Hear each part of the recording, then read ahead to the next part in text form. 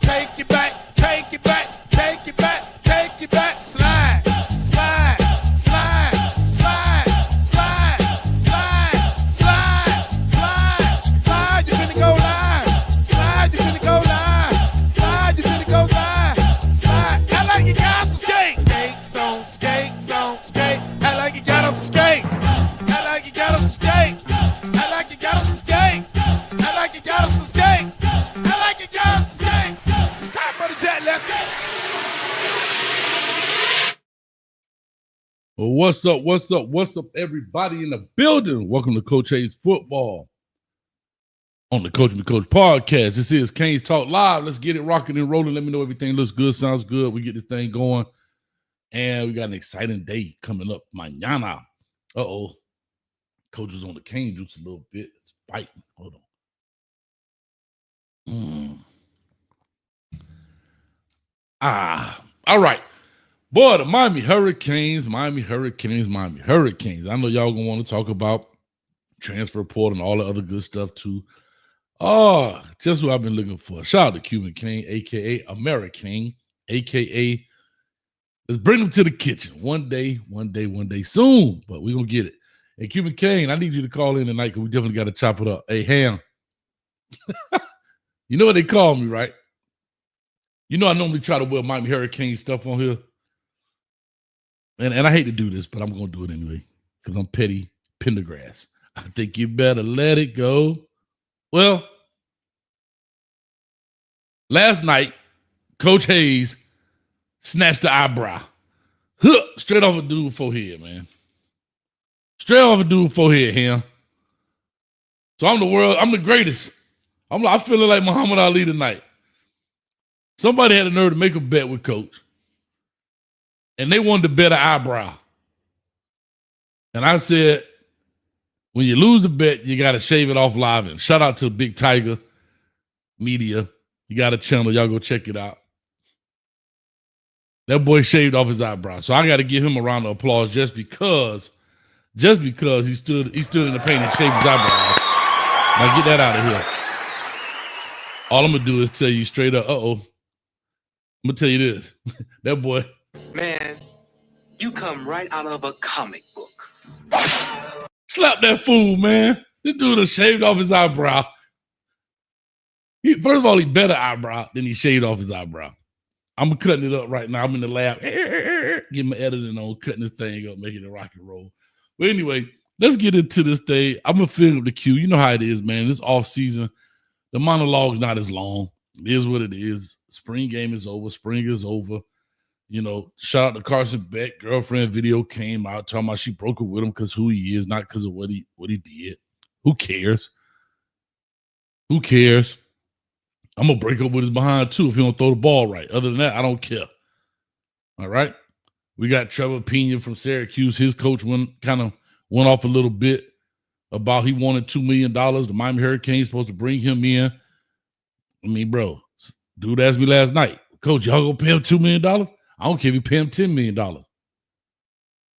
I need a championship in the ACC, and I need a playoff berth. Now, you pay him whatever you want to pay him. You can pay him no attention, or you can pay him $10 million.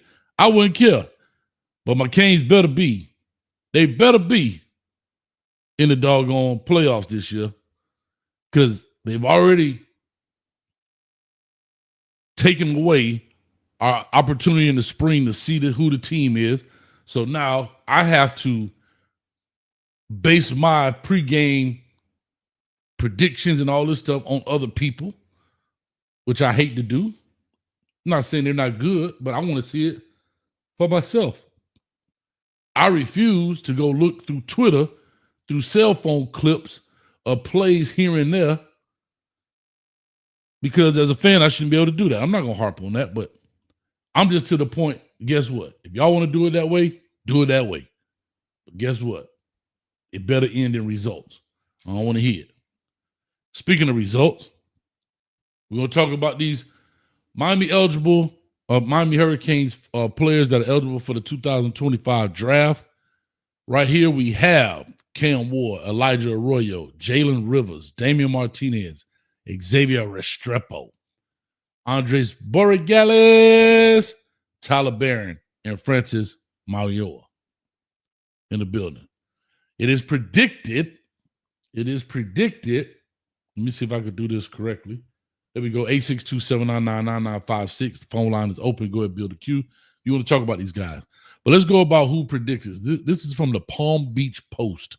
So I don't know who wrote this, but hell, we'll go with it. We're gonna cite our sources. Greg Meyer from USA Today Network wrote this. Let's see what he knows. But anyway, Cam Ward's predicted round 1, overall pick number 1. Shout out to the U, Bittersweet. Why is it Bittersweet? Here we go again. That damn Daryl Streeter. He brought up from Footballville. He brought this up to Manny Diaz talking about, hey, Manny, the Miami Hurricanes have had more players in the NFL than any other ACC team in the Coastal. Why is that not turning into more wins? Well, damn it, here we go again. Cam Ward, first pick overall, round 1, going to the Tennessee Titans. I think you could book it. Book it. Next, he has Elijah Arroyo going round 2 to the Los Angeles Chargers. 55th pick overall. Offensive lineman Jalen Rivers, round 4 to the New York Giants. Damian Martinez, running back, round 4 to the San Francisco 49ers. Xavier Restrepo, round 6 to the Denver Broncos. Borregales, round 6 to the Baltimore Ravens. Sounds like a Harbaugh love affair here. We got the Chargers. We got the Ravens. Yeesh. Tyler Barron, round 6, defensive end, going to the Raiders. And linebacker Francis Mauigoa. This is crazy. Round 7 to the Arizona Cardinals. Yowzers. Yowzers. Yowzers. It is what it is. Anything is everything. Shout out to Anything is Everything. Don't bring those clowns on your show trying to debate, Coach. I'm tired of you turning them into prime ribs. I like that, prime rib. Maybe you should use that, Coach. Prime ribbon, them ninjas. You right. You right. I like that. But prime rib would be for a prime debate. I already did that too. Ate that joke up. Anyway, I want to know what people think about the draft order, in essence of what this gentleman, this reporter from the Palm Beach Post, from the USA Today Network, Greg, whatever his name is, shout out to him. We citing our sources here. But it'll be interesting to find out. Also, here's some little known facts here. They've given some backstory, which is pretty good. Our highest pick, Vinny Testaverde, 1987, number 1 overall for the Tampa Bay Buccaneers. D tackle Russell Maryland, number 1 overall to the Dallas Cowboys. 1977, Lord, that was the year I was born. Eddie Edwards, number 3 overall to the Bengals. Alonzo Highsmith, 87, number 3 overall to the Houston Oilers. 1988, Benny Blades, number 3 overall to the Lions. D tackle Cortez Kennedy, 1990, number 3 overall to the Seattle Seahawks. Wide receiver Andre Johnson, 2003, number 3 overall to the Houston Texans. Running back Edgerrin James, 1999, number 4 overall to the Colts. And Sean Taylor, 2004, rest in peace, my brother, number 5 overall to the Washington Commanders, which used to be the Redskins. Telling you, man, Miami got some history here, man. We got some history. We got to get back to it. We got to get back to it. We got to get back to it. I think it's super interesting. I think I'm excited to see. Again, I think Cam Ward, I think is an easy pick. We all know where that is. Arroyo, some say first, some say second. We'll see. You know, it's funny how I think Xavier Restrepo round 6 is probably about fair. I think it's fair. You know, the damn 40 sure didn't help him. But even without the 40, I think that's about right. I hate this, that y'all know X is my man, but that's about right. Okay. Damian Martinez, round 4. That's when you're starting to see running backs go. They're not hot commodities anymore. Offensive lineman, round 4, and Jalen Rivers. I think these are round fair. I don't know if the team this guy picked is going to be accurate, but the round is kind of fair. Oh, my bad. I just got threatened. NASA.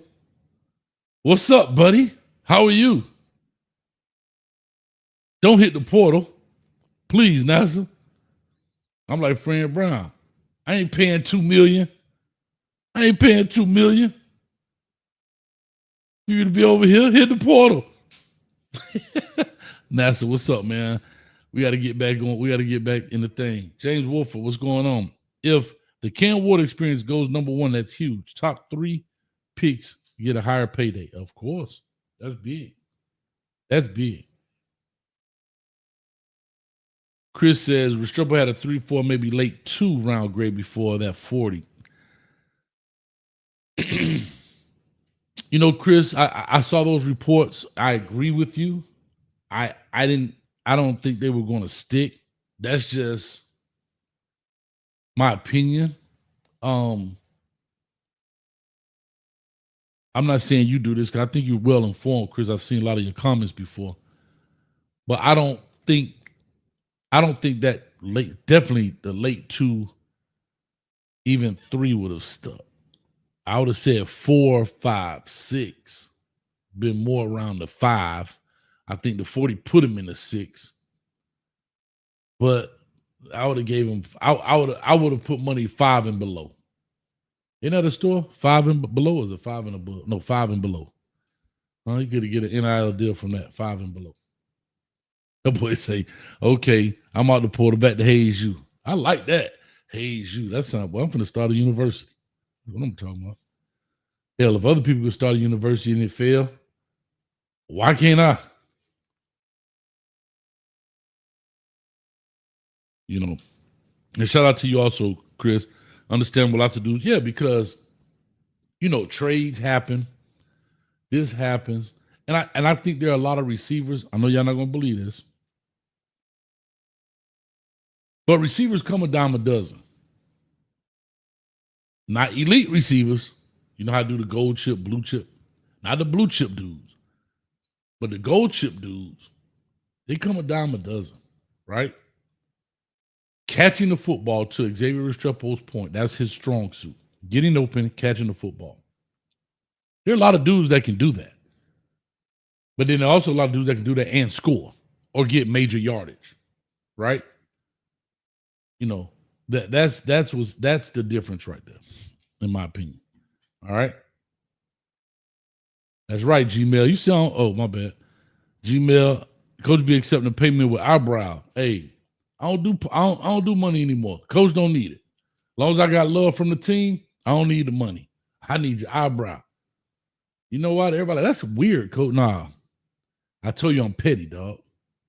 Huh? I'm a jealous YouTuber. You walk out in the street, I want people to say, "What the hell happened to you?" And be looking at you like this. I want you to have to say, I lost a bet to Coach Hayes. And now you walk around like this. Looking like a street sucker MC. Oh, I got Dub City on the line. All right, let me do it. Baby Gravy. Shout out to Baby Gravy, a.k.a. Ellen MVP, a.k.a. the producer. I actually missed it because I'm so used to seeing your name. I got to get used to this Baby Gravy.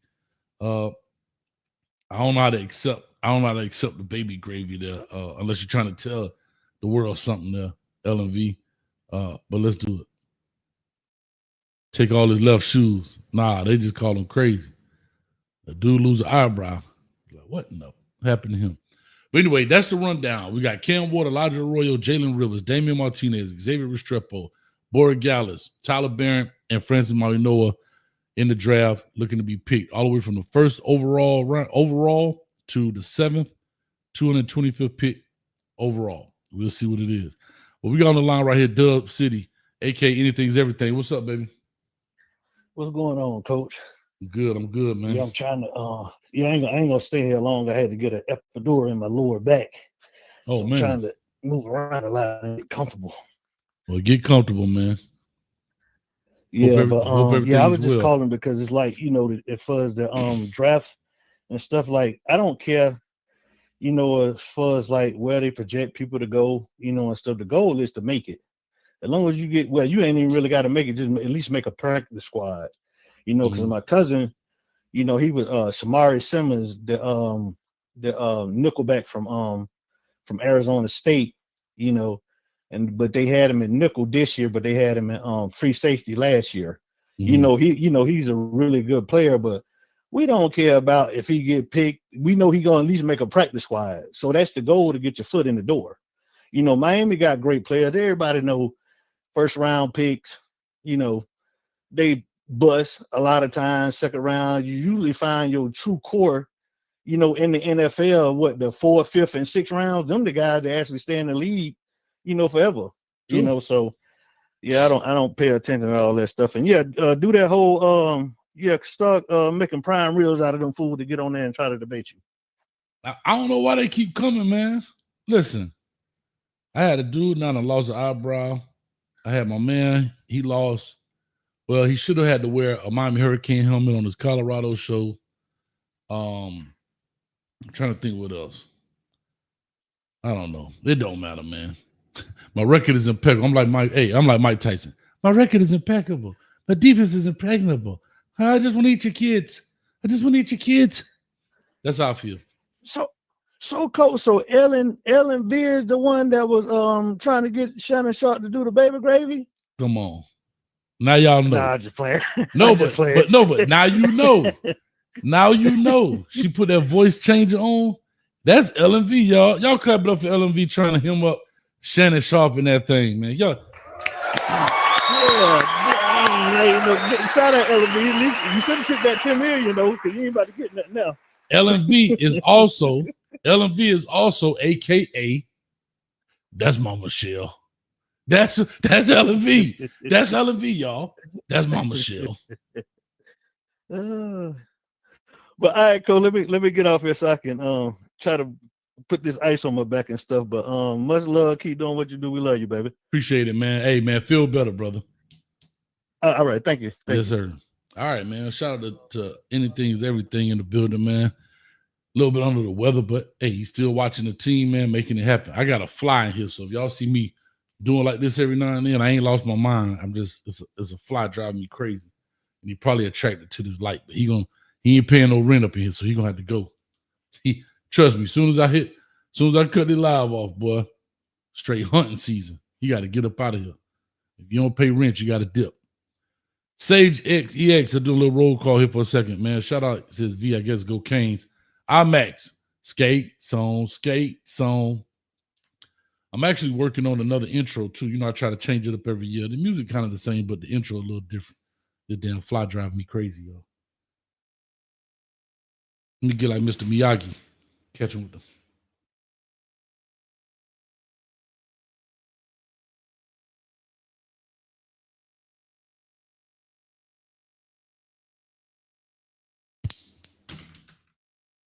No mind.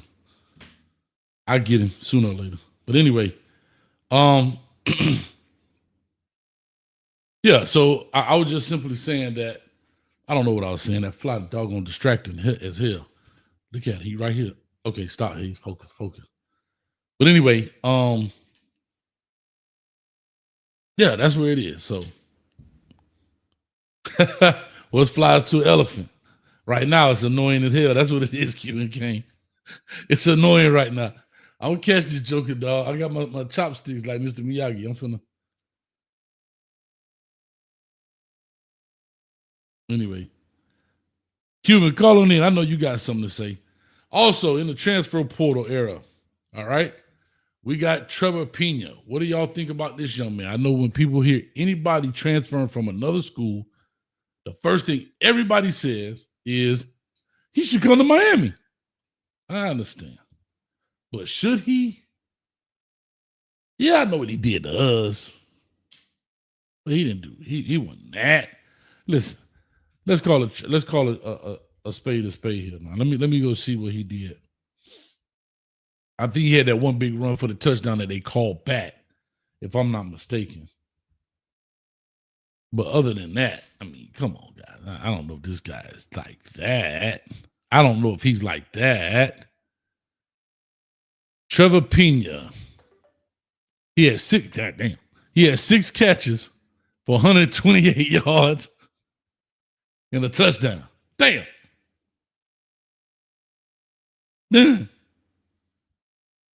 Drizzy Drake, me gusta.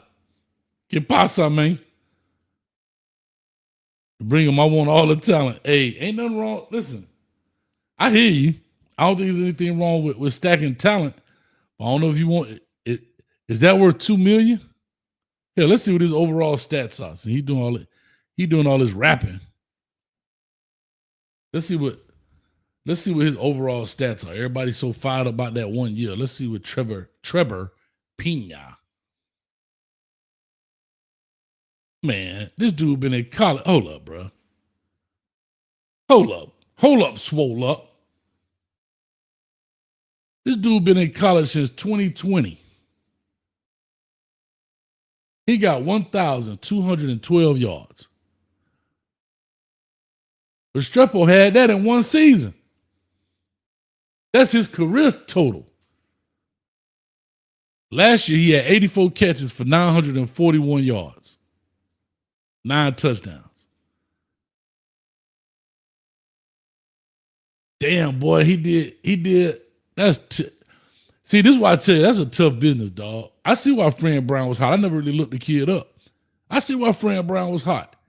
Bro, you've been in Syracuse all that time. You got 1 catch your first year, 2 catches your second year. Think about it, you played in 8 games your first year and had 1 catch. You played in 7 games your second year. You had 2 catches. You played in 11 games your third year. You had 22 catches. Apparently, you got hurt in 23. He had played in 1 game, no stats. And last year, he played in 13 games with 84 catches, 941. And this dude jumped ship on you? Damn, that's tough work right there. Well, I tell you, I see why Coach mad. I get it. I gave you opportunity, dog. You gave me your butt to kiss. That's some dirty work right there, man. That's some dirty work right there, man. That's dirty. Hey, DP. I want the BYU receiver also. God dang, who else y'all want, man? Who else is supposed to be? Y'all, boy, as soon as David Stone jumped in the thing, we want David Stone. That boy went right on back. Like, nah, we good. We good. We better find some coaches in the transfer portal. That's what I'm talking about. I'm about tired of this doggone.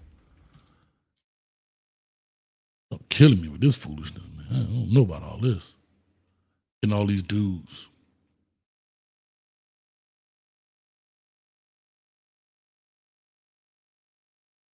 Bro, it's nowhere in the world. I'm sorry. I just saw this. Justin Flo is still in college football, bro.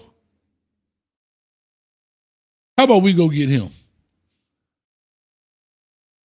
There's no way in the world Justin. Is that the younger brother then? Is that the younger brother, Justin Flo? No, it was 2 of them. What were the brothers' names? Justin Flo was the kid that Cristobal got, right? And he was all world.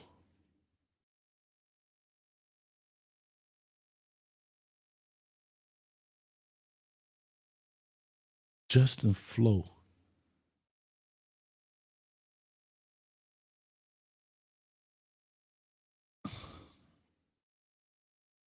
Uh-oh. Alabama picked up Jack Samarco. Guess he's a tight end.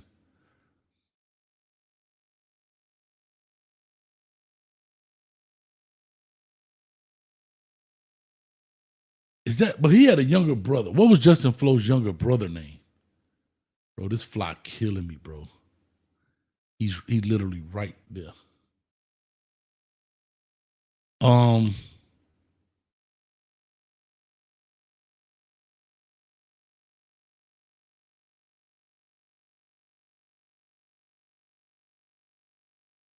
this is the BYU receiver you talking about, DP. Keelan Marion. He's set to visit Arizona State, SMU, Miami, and Tennessee.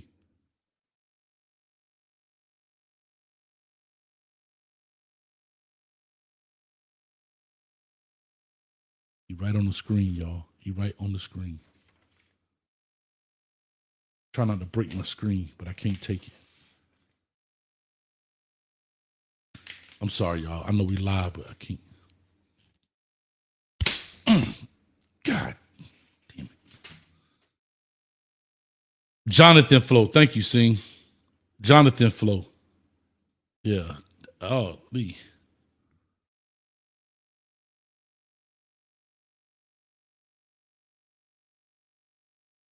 Bro, I can't even keep up with cats anymore, bro.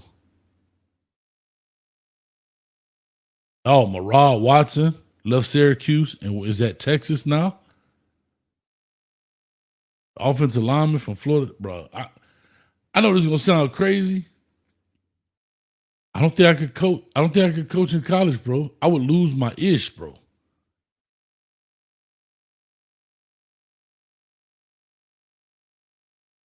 Madden Amaliva, if I'm saying the last name correctly, the brother of Nico. I just saw a report. Somebody said them people want they $200,000 back if he leaving. I forgot what school he was at. Arizona State or something like that.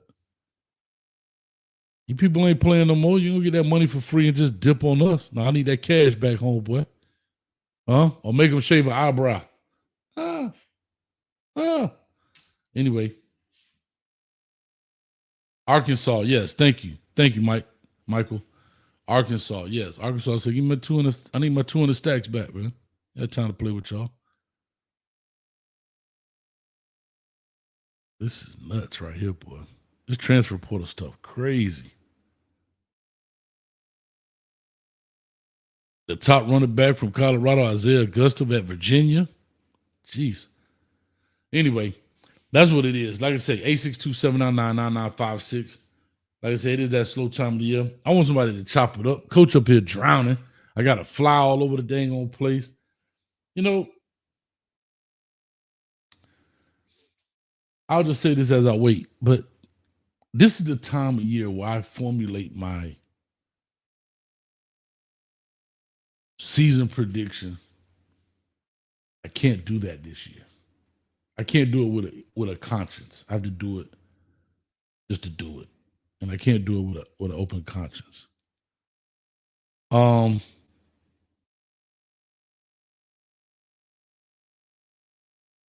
that's bothering me a little bit.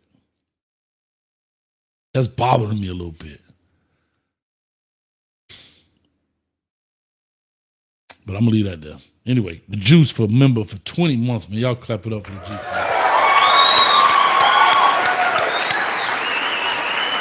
We should ride with our own slot receivers. Guys, I'm all for that. When I say I'm sorry, this is my attention deficit kicking in. I need a towel or something. But anyway, I know people don't want to hear this, but I will say this.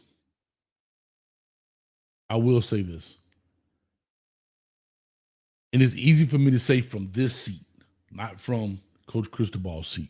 But on the outside looking in, I'm coming to you 0296. Give me 1 second. Let me just finish this point.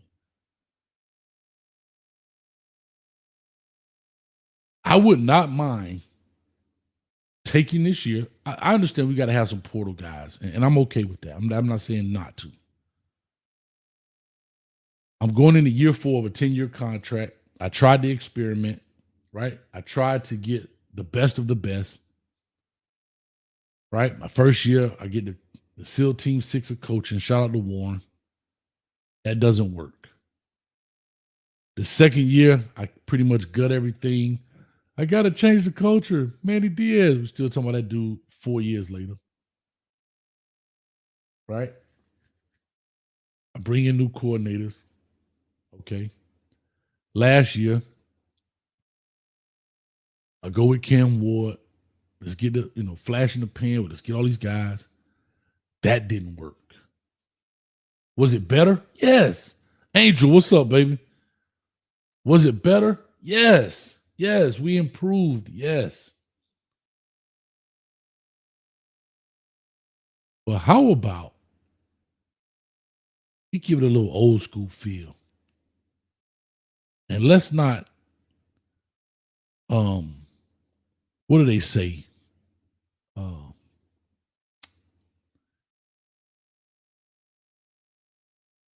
I can't think of modify. What do you call it when you modify foods and stuff?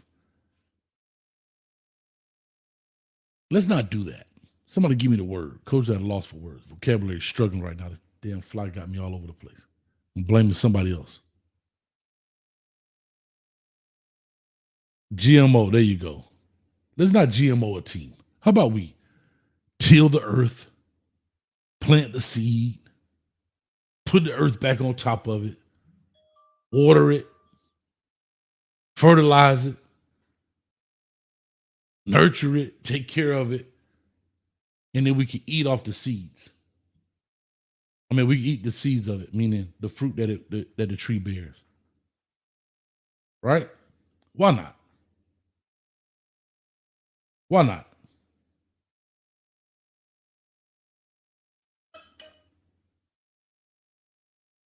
Why not? Because every experiment that you had has not necessarily worked to what we thought. The SEAL Team 6 of coaching, that was a disaster. Ended us with a 5-7 record. We gut that. We bring in Shannon Dawson, Lance Guidry, right? Make some plays in the thought Tyler Van Dyke was going, yeah, that didn't work. 7-5. We go get a quarterback. Let's go. We go get all these pieces out the portal. High price pieces. We talking about fine china and put them on the shelf. And somebody shook the curio cabinet and they fell over and we won 10 games and we on the couch. Helmets to the left, shoulder pads to the right.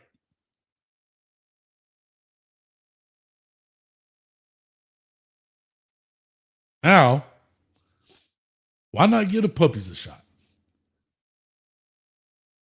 Yeah, we already paid for Carson Beck, but whatever. Let's ride out with Emory and Luke, Ray, Malachi Tony, JoJo Trader, the young boy, Riley Williams.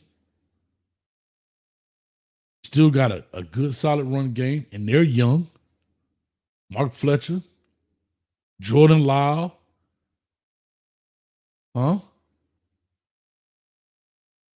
And build it. I want to hear what this person here, 0296, got to say. 0296, you're on the line. Talk to us. What's fly to an elephant? Man, right now, annoying as hell. Listen, literally annoying as hell, Cuban King. I got to put your name in here, man. Let me put your name in here right quick. That's what I told you, man. Coach, I'm sitting here trying to figure out what's worse. Coach's Kitchen or Haze U. Just think about it, go to Haze U. Education sucks. Cafeteria sucks. Math classes ain't mathing, 12-0 is not really 12-0. It's, just think about how bad Haze U would be like.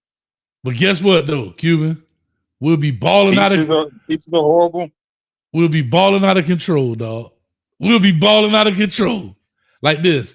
We'll be just like Pharaoh East Side.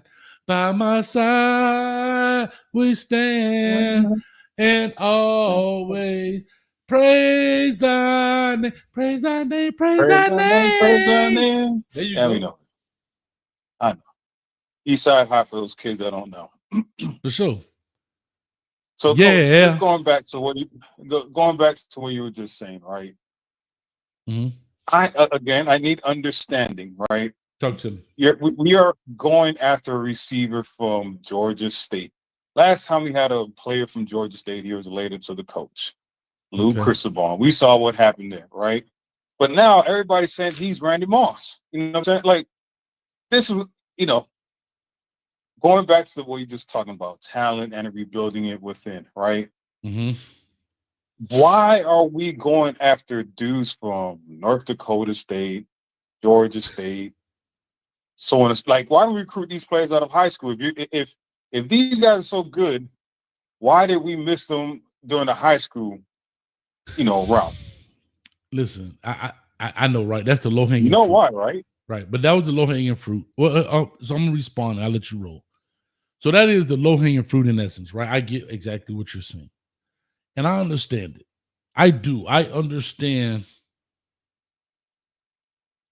your sentiment. I understand what you're saying. I understand why you're saying it, and I think me and you might be on the same page. Are there some guys in the transfer portal that can help fill some cracks, like spackle on a wall, right?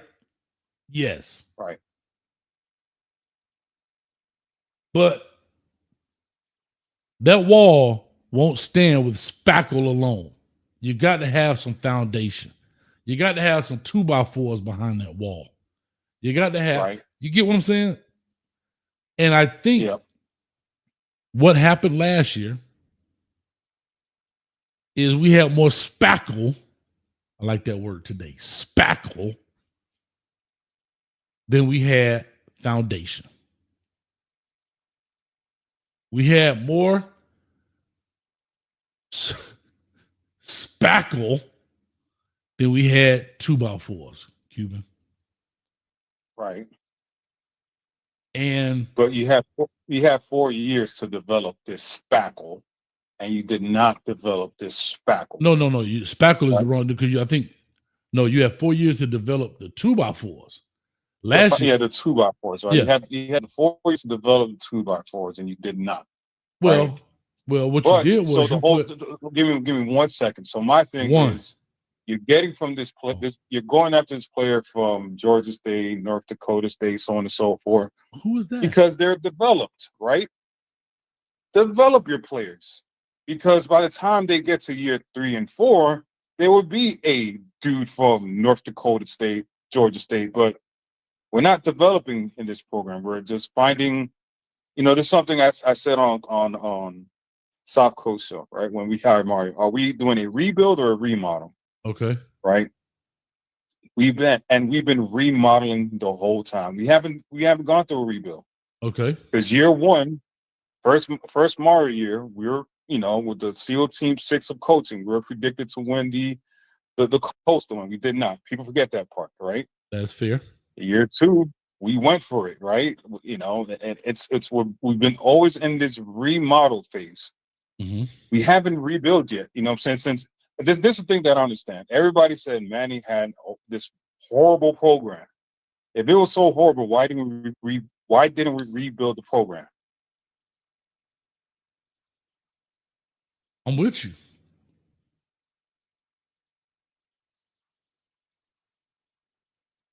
Yeah, it's just that's why you've been in the coaching world. You sat next to Mark, so just I don't understand these portal moves, man. Especially at that running back position. I'm like, man, you got like 30 running backs in that room. Why the hell you want a guy from North Dakota State? Who are these people you speak of? Who are the people you speak of? I don't know these kids' names. I'm not gonna be like these people on Twitter and Instagram and Facebook, like, oh, he's a beast. I don't know none of these dudes. I've never seen them play.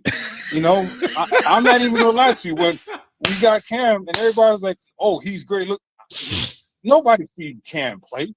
Like, people that say, oh, I watched a Washington State game. I'm like, stop lying, man. First of all, you're in the East Coast. That game's coming on about midnight or 1 o'clock our time, right? Like, stop the BS. Okay. You know what I'm saying? And I hate when people are like, oh, did you see his film? No, you saw its highlights. You know what I'm saying? It's called highlights for a reason. So I don't know these kids, Coach. I'm not going to lie to you. I don't know if they're good or not. I don't know. Like, everybody's praising Lucas. Lucas had like 3 snaps at Wisconsin, but he ran a 4.4, and now everybody's like, oh, he's Deion Sanders. I'm like, none of you seen this dude play. You know what I'm saying? He could be a complete bust. So we don't know, because if we would have seen the spring game, we could have said, oh, exactly. I always see what you're talking about. That's my whole point. Didn't see the spring game. You're 100% right. But to your point, right? And this is what I try to tell people. That's why we call them King Crazies, right? I get it. Now, here's what I will say. I'm gonna give you partial credit for the Cam Ward. Cam Ward actually popped on the scene the year before through the Dion effect, believe it or not, when they played Colorado. That's when most people saw Cam Ward for the first time. Okay, And he that's put one game, and I agree. So I do remember, but I didn't know. I'm like, man, that number one is pretty good, but I didn't know his name. No, right. So I'm just saying, but yes, prior to that, I have to be honest. I can't tell you the last time I have intentionally watched a Washington State game. Right. So yes, to that point, right? Yeah, it did take some research. Who is this Cam Ward guy? Where did he go? Nobody knew he was at Incarnate Word. Nobody knew his story until he became the story, which is fair. I just look at it this way, Cuban. To your point, they have whole departments that do this stuff.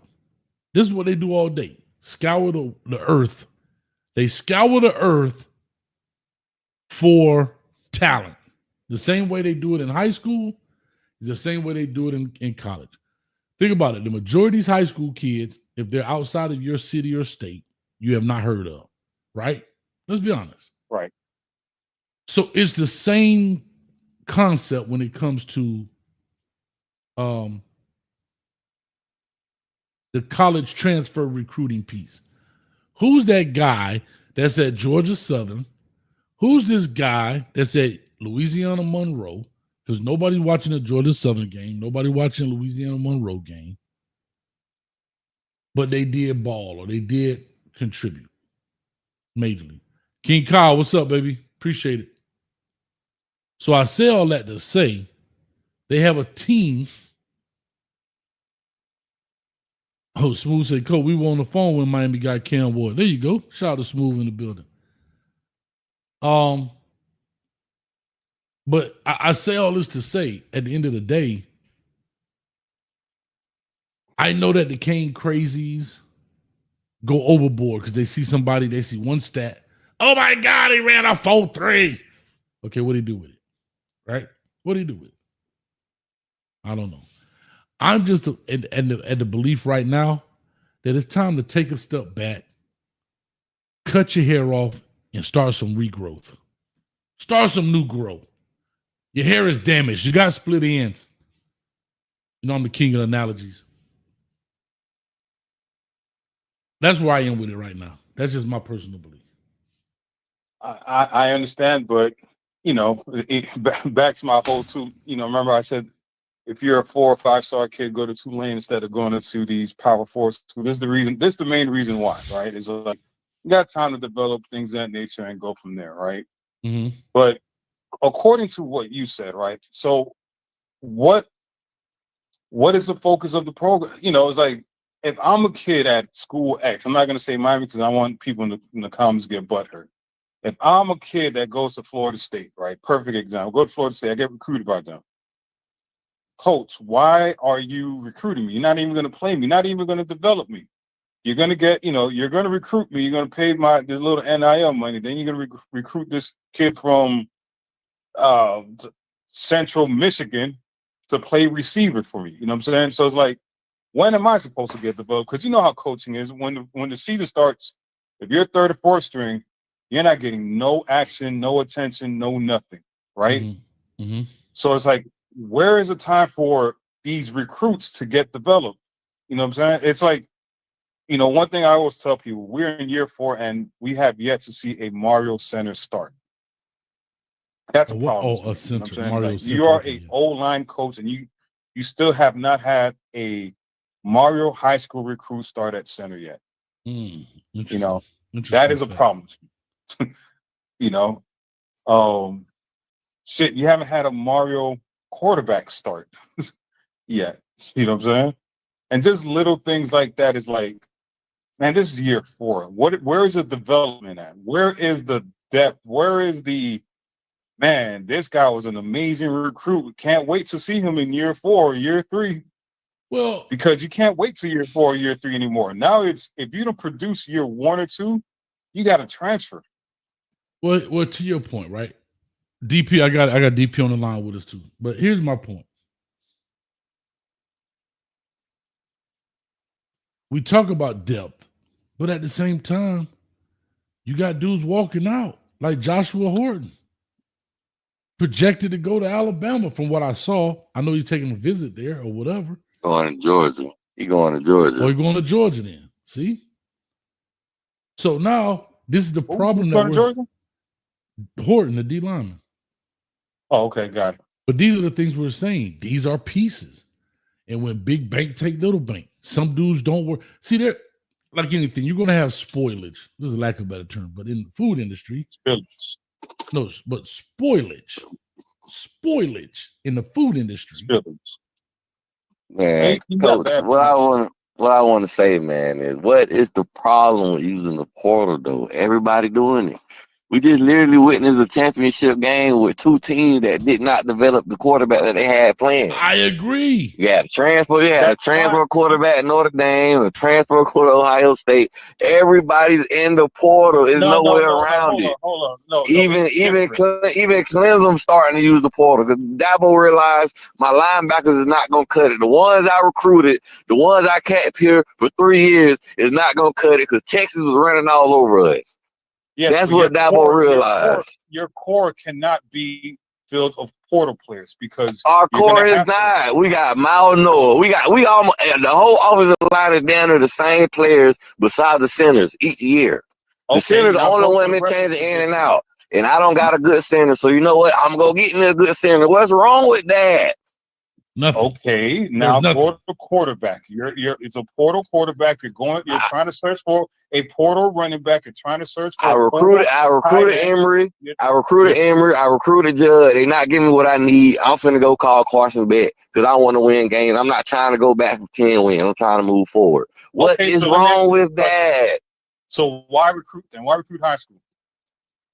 Because you gotta recruit high school. That gotta No, be you your don't. base. No, That you gotta don't. be You your go to the base. portal. Every honest Cuba Kane, every recruiting class, you're gonna lose some guys, but you also gonna retain some guys. And a lot of guys that we have retained have actually been starting to do production. We The retained Xavier Strucko. He became one of the best damn receivers out there. We retained Isaiah Horton for one point until he just recently left. He was balling. We kept Arnaz Cooper. We kept Wesley Basaint. We kept so many of these guys that you don't mention. We kept King Mesidor. He ain't even a recruit from here. Ruben Baines still here, ain't went nowhere. Ahmad Moten, developing, growing. Mention these guys that are actually doing stuff. You're just pointing out the negatives. Get to No, him, no, I'm DP. putting out the facts. You know what I'm saying? Mario, so No. this is the thing. Hold on, It's Cuban. true to what you're saying. Hold on, Cuban. Ohio No, hold State on. is getting, Hold on. one second, Coach. Ohio State is getting players from Georgia, the top. Ohio State got the top running back from Ole Miss. They got the top receiver, not receiver. They got the top safety from Bama. We're getting dudes from Central Michigan, Because we're not North them, Dakota dog. State, Georgia Southern, so on and so forth. We're Cuban. not getting dudes that are going to be Cuban. potential first rounders. Cuban. We're getting dudes that Stop this. might not even play. Like we got a dude for a cornerback from Marshall. You're not getting dudes that are going to be impactful. Cuban. So if you're going to do that, you might as well just stick to your own recruits. My thing is, and especially with Mario was brought in to be a high school recruiter, mastermind, so on and so forth. If you are a high school recruiter, mastermind, so on and so forth, why the bleep you're living in the portal so much? And if you are living in the portal, No, why but are you getting sorry-ass Cuban, I people can agree. I can sorry-ass agree players? with you. But as soon as Mario got the job, that's when the landscape of college football started to change. It did. The transfer portal started to take over the landscape of football. It was no longer all you got to do is build 3 recruiter classes and then you're going to be a dominant team. It's not working like that because half of your recruiting classes is leaving before they even get a chance to get on the field because they don't either want to wait or you out recruited them. So hold on. Oh, Can you're I say? getting Hold on. I deep want in to say the this. Wait a minute, y'all. I want to say this. Cuban, you have a fair point, but I don't think. Here's my problem. I don't think you're not looking at the entire picture. Second is, you are looking at the University of Miami through the eyes of 01 in the 90s. We're not Ohio State right now, bro. We're not. In the eyes of these players, in the eyes of these kids coming along, hell, their parents. Think about this. Their parents, the ones who birthed them. Bro, how old were they? They may have seen it maybe around our age a little bit. Hell, even some of them younger. Don't even know the true dominance the Hurricanes were. Right? Just think about this. So you're trying to equate the UM of today with Ohio State of today, with Alabama of today. It's not happening. Now, to DP's point, how is it that these other teams come in with the same formula, but they do a lot better? Right? You go look at SMU and say, damn, how the hell SMU just get into the conference? We've been in the damn conference 20 years. Ain't never, you know what I'm saying? Coaching. I can agree with that. But also to DP's point, where he was saying you have a lot of guys that's in this program that have stayed and have developed and have grown.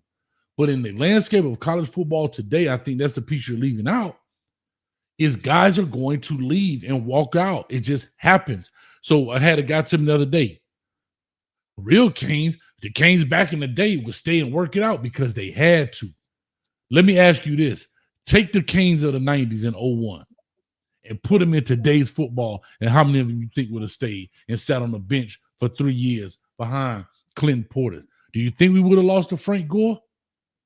Yeah. That's why all day, every day. So I'm just saying, and I'm not saying Frank, I just use them as an example of people that had to sit behind other people and wait their turn. Today's football is not like that. Today's football is totally different. And so I give Cristobal credit for what he's doing. Now, where I have issue is I don't think you're maximizing what you have, because even with the Canes, we're getting a lot of talent. But I feel like I see other teams that are getting less talent in the portal and doing more. Is that fair, DP? That's very fair. Right. Like you so said. this is my thing, right? This is everybody, you know, we play in the ACC, you know, previously the ACC Coastal and now the ACC. It's one of the weakest conferences. I hate when people compare us to Bama, Georgia, Ohio State. But that's what you just they're did. not even the same conference, and we're struggling. This is not just a Mario thing. This is a Golden Manny Rick thing, you know, Mario thing. Cuban King, I respect that, but we was a game away from the conference championship. We was a game away. Even though we blew it, we was a game away. Hey man, I could say the same thing when Manny's last year. We were 7 points away from going 10-2, right?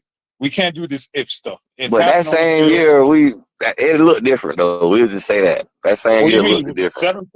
7 points away from going to being 10-2. North Carolina still running the ball on us, man. That wasn't the year. Manny's last year, you know, they lost like 3 points against North Carolina. Regardless. Right? Yeah, we far moved from Manny anyway. Thank you. So this is just my thing. Is we're always saying, oh, you know, give it time. Man, we playing a sorry ass conference, man. Like, come on, man. Like, we need to stop it. This is a sorry ass conference, and we had time to develop these players, and we still are chasing these. Now, if we were getting a running back from Georgia, Bama, I'm like, all right, cool. But we're getting these dudes from Georgia State, North Dakota State. Like, you know, like, what are we doing here? You know, we're recruiting a linebacker from BYU. Like, aren't we recruiting better than these schools?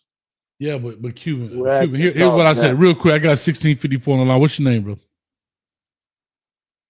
Opalaka 74. Okay, what's up, baby? What's up? All right, so real quick, to that point, I'm just opening the line, guys. Y'all come on, we just chop it up for a little bit. Here's what, again, back to what I'm saying. You say you don't want to compare them to these other schools, but that's exactly what you're doing. You're comparing us to the other schools. But what I will say is, I go look at teams like Indiana, hell, even the TCU of the other year, right? I know you can have a flash in the pan, but I look at these other teams that grab players from all over, first year coaches and all of this stuff and blah, blah, blah. And to Cuban's point, we are in the ACC. Bro, we had a super easy schedule. I mean, let's be honest. We had a super easy schedule. Super easy. And we on the couch. That's the tough part for me. I'm not saying what we did should last forever, but I am having an issue with getting over this 10 win on the couch. And I think my problem is every year it's a blunder. Every year that we've been here, there's been a blunder. The 5-7 Middle Tennessee State debacle. The Georgia Tech take a knee debacle. Blow a 21-point lead debacle. So now I walk in and say, next year, what is it going to be? Like, and think about everything that happens stops us from accomplishing a goal. You lose at Middle Tennessee, you're not even bowl eligible because we go 5-7. You see what I'm saying? It's like it takes a goal away. Yeah. You go 7-5, 8-5, it looks way different, whatever the case may be. Maybe in a different bowl game, you don't get your head knocked off by whatever. Last year, you only had to win one of the two games, Georgia Tech, Syracuse. Just one of the two, coach. We lose both.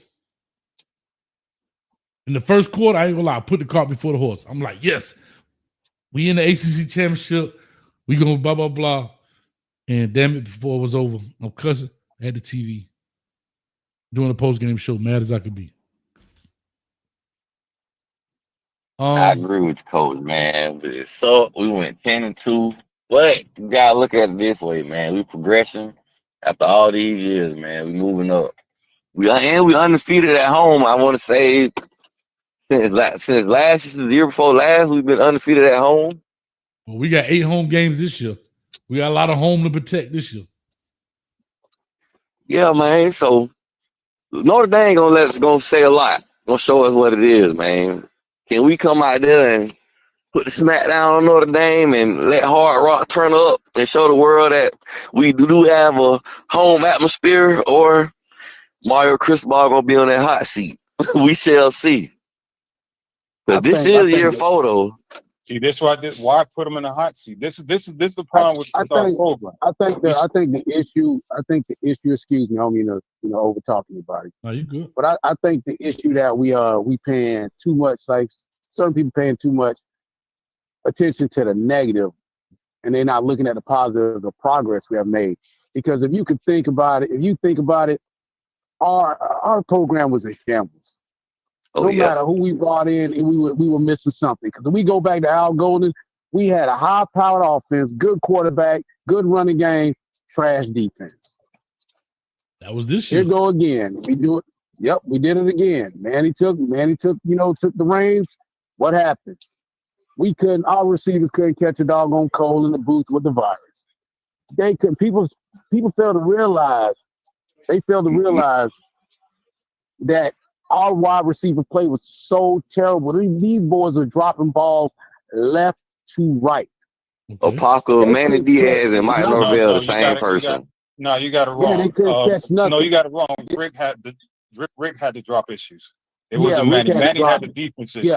Rick had Mark Pope and D. Wiggins. Manny had D. Wiggins. Manny had to drop. And Mark Pope, them boys were dropping the ball. No, because y'all keep forgetting it was Rambo and Harley took over and eliminated that. But Manny inherited that. I ain't saying he brought him in. Manny inherited that. Yeah, he took him from Rick. So then we brought Rambo in and stuff like that, and Harley took over. But people fail to realize how terrible wide receiver play was. And then we couldn't stop that, that boundary for nothing. Running backs, everybody hit that sideline and burn us for yards. Here we go. This year, what we had again, high-powered offense, trash defense. Now, like Coach Hayes, you can speak more to this than I can, you know what I'm saying? Mm-hmm. But people think selecting coaches is easy. No, it's not. It's not. Not at all. It's not at all. we go ahead and we select them based on name and what they have done. Because when Coach sat up here and said the SEAL Team 6 of coaches, everybody, there was not one person sit up here saying, oh man, these terrible coaches. Only person I heard kind of question that was actually Coach Hayes. Coach Hayes said, I'm nervous about the egos that might be in this room. I know you be Coach. watching. You remember that. I said that. Coach, You're right. when Manny Diaz was here, Gregory Rousseau was literally reaching over the center, grabbing Derrick King before the ball was snapped. Yeah, he was. That's not going down with these trenches we got right now. Well, No, sir. Say the same, but you can say the same thing about the defense. I'm just, right? just let me finish. Hold on, guys. Let him finish. Hold on, guys. Let him finish. Go ahead. Right. Okay. Just let me finish. You know what I'm saying? Is the same thing again, because people keep saying here like, well, dang man, why he can't select coaches? Why he can't select coaches? That is not an easy task. That is not an easy job to select coaches, because you are selecting these coaches based on what they have done in the past, what their name is. You know what I'm saying? Because if you looked at the first set of coaches he brought in, boy, look at here. We were like, people was actually talking about we might go to the national championship. I'm gonna tell you why. Am I lying? Am I lying on that, coach? No, and that's what. But no, you're right. You're right. But this is back to what I was telling you. Yeah, but this is back to what I was telling you. Hold on, but I'm gonna let you finish. But this is exactly what you're saying. Is exactly what I was talking about when I talk about having to strike gold twice, right?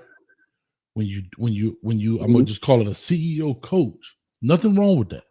But when you get this style of coach, and it's already hard to select coaches, you got to do this twice, offensively and defensively, right? See, exactly. Josh Heupel and all these other guys who Lincoln Riley, Ryan Day, they taking care of one side of the ball. They just got to figure out how to do it. And Ryan Day finally figured out on the defensive side who the guy was to get it done. And he brought in some additional help with Chip Kelly to help him. But they didn't run Chip Kelly's system. I hope people understand that. Chip Kelly may implement some stuff. Every guy you said is respectable, but I must say, none of them have won anything other than Kirby Smart and Dabo Swinney. Okay. The only ones won national championships. So all that other stuff, it sounds good, but you got to get the Jimmys and Joes. I agree. I agree with that 1,000%. And I think we have enough Jimmys and Joes to at least accomplish more than what we have. But like you said, let's go look at the national champions, right? Let's look at the national champs year by year. Kirby Smart specialized on the defense. This year, he actually took it over from the dude, right? But Dabo, to his credit, he had two good guys. And when those guys left, that had been with him for a long time, what happened? It don't look the same, right? When Tony Elliott and them dudes left, and Brett Venables left, it don't look the same. You see what I'm saying? You got Michigan, you had Harbaugh, right? You had Georgia, let's just look at this. Ohio State, Ryan Day offense. Michigan, Jim Harbaugh offense. Georgia, Kirby Smart defense. LSU, arguably the best team, bull crap, in college football. Ed Orgeron, I'm going to call him a CEO guy. Clemson, CEO in Dabo, right? Alabama, Nick Saban. Clemson, CEO. Alabama, Nick Saban. Ohio State, that's back when you're going back to Urban Myers, I think. Now, Urban Myers CEO do too. He's never been a coordinator. But Urban Meyer cut different. Yeah, I say he's another CEO mindset. And those are the guys I say you can do it. It can be done, but it's much harder. And then we can go back to Florida State with Jimbo, Saban for the past 2 years. Was that Gene Chizik back at Auburn in 2010? Saban again. Florida back there. That was Urban again. You see what I'm saying? So that's just where I am with it. But hold on, I got my man. Oh my God, we got John from Polk County, John the Baptist. What's up, baby? What's up, Coach? How you doing? What it do, John? Hey man, listen, I'm listening to y'all. I'm going to preach tonight because y'all need a little bit of blessing. Talk to Let me us. tell you something. It starts with the coach. He's the leader. And I've been saying this since they hired him. Everybody was happy. He's an offensive line coach. This man is not a leader of coaches. Mm. And it ain't going to change. If you look at what they got right now, it looks like every team's had. Excuse me, no disrespect. I didn't hear what you said. Repeat that again. I said he's not a leader of coaches. Why Okay. he's not a leader of coaches? What has he done? What has the coaches Okay. done under him? What have they done? Okay. Well, he was at FIU. He turned We that ain't talking program about, around. listen. We ain't talking about FIU. We talking about Miami. Let's just stop that shit right now. We talking about Well, he Miami. only been here He 3 is years. not He a only been here leader of 3 years. coaches. You ever thought about what everybody say he's got a loafers on? No, he ain't got no damn loafers on. He on regular shoes. Don't nobody want to work for him. There's a reason why coaches don't want to work for him. There's a reason why he always gets settled for this person. Then everybody get happy. Oh, this guy. No, he is not the guy. I don't care what nobody say. Everybody was happy because he played for Miami, yada, yada, yada. No, he is not a leader of coaches. Who the And man this for the team job? that Who the man for the you job, got- John? Coach, no. Oh, I got to you- Who the Hold man on for now. the Only one job? for hey, we gotta do one at a time. At the time, I would have got Lane Kiffin. I would have got him. Well, I would have let him nah, come in we there. ain't Okay, at the listen. time. We ain't at the time no more. We here right now. So who we bringing in right now, John? Go ahead and pick from the bundle of coaches that's free right now to come and take over the program and lead us to the ship. Go ahead, let's hear it. How you gonna know? And who you think? You got a lot of coaches. So you basically telling me you want to go out on a limb and pick somebody that don't got no track record to come and change the program around. It ain't done nothing in 20 plus years. Okay, well, let's say that you talking about track record. He got a track record, but guess what? His ass running back. He actually got a track record of going. That race right there. Okay, this man ain't done nothing but came in and got in front of Mike and sucked his fucking teeth and talked about Cuban coffee. Sure. Listen, he got to go out there and he's going to get the coaches to play and coach these kids. We can't keep going to the portal all the time. Every time somebody hit the portal, everybody get happy. Oh, we gonna get this player. Man, these players, if they were that good, they'd stay their ass in the portal. They'll stay their ass in the team. So time ago, they would have stayed the way they was. What? So John, if you have players leaving from your team, you just you just don't add nothing. You just allow it and just depend on. I ain't saying that. I ain't saying that. I ain't saying that. You got to replace them. Listen, you got to replace him, but you can't go out and get no defensive lineman that's fucking 6 feet tall. He ain't never finna play anyway.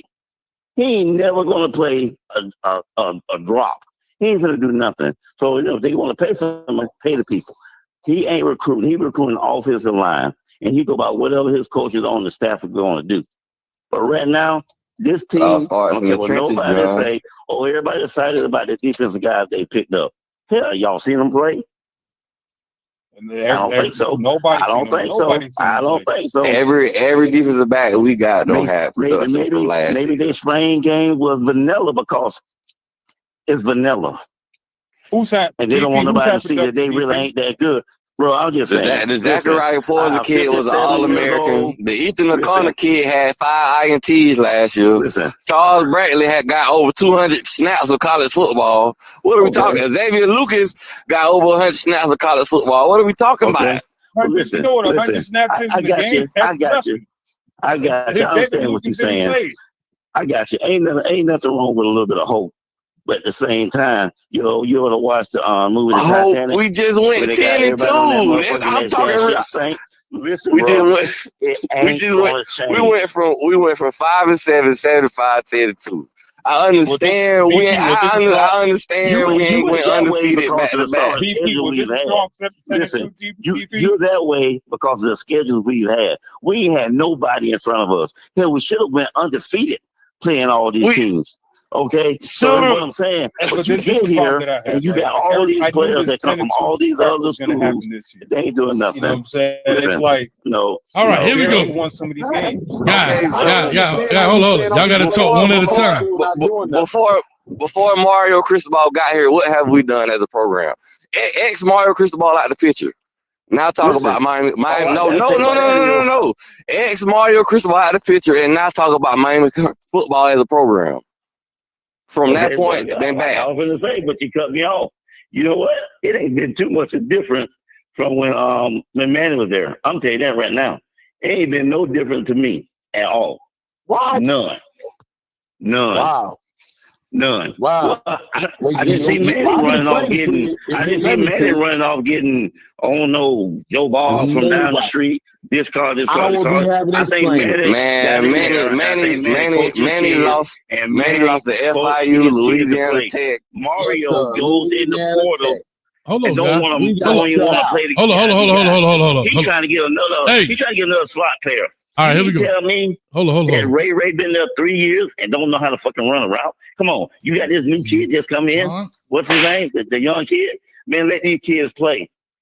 So hold on. Every time somebody hit the portal, he want them.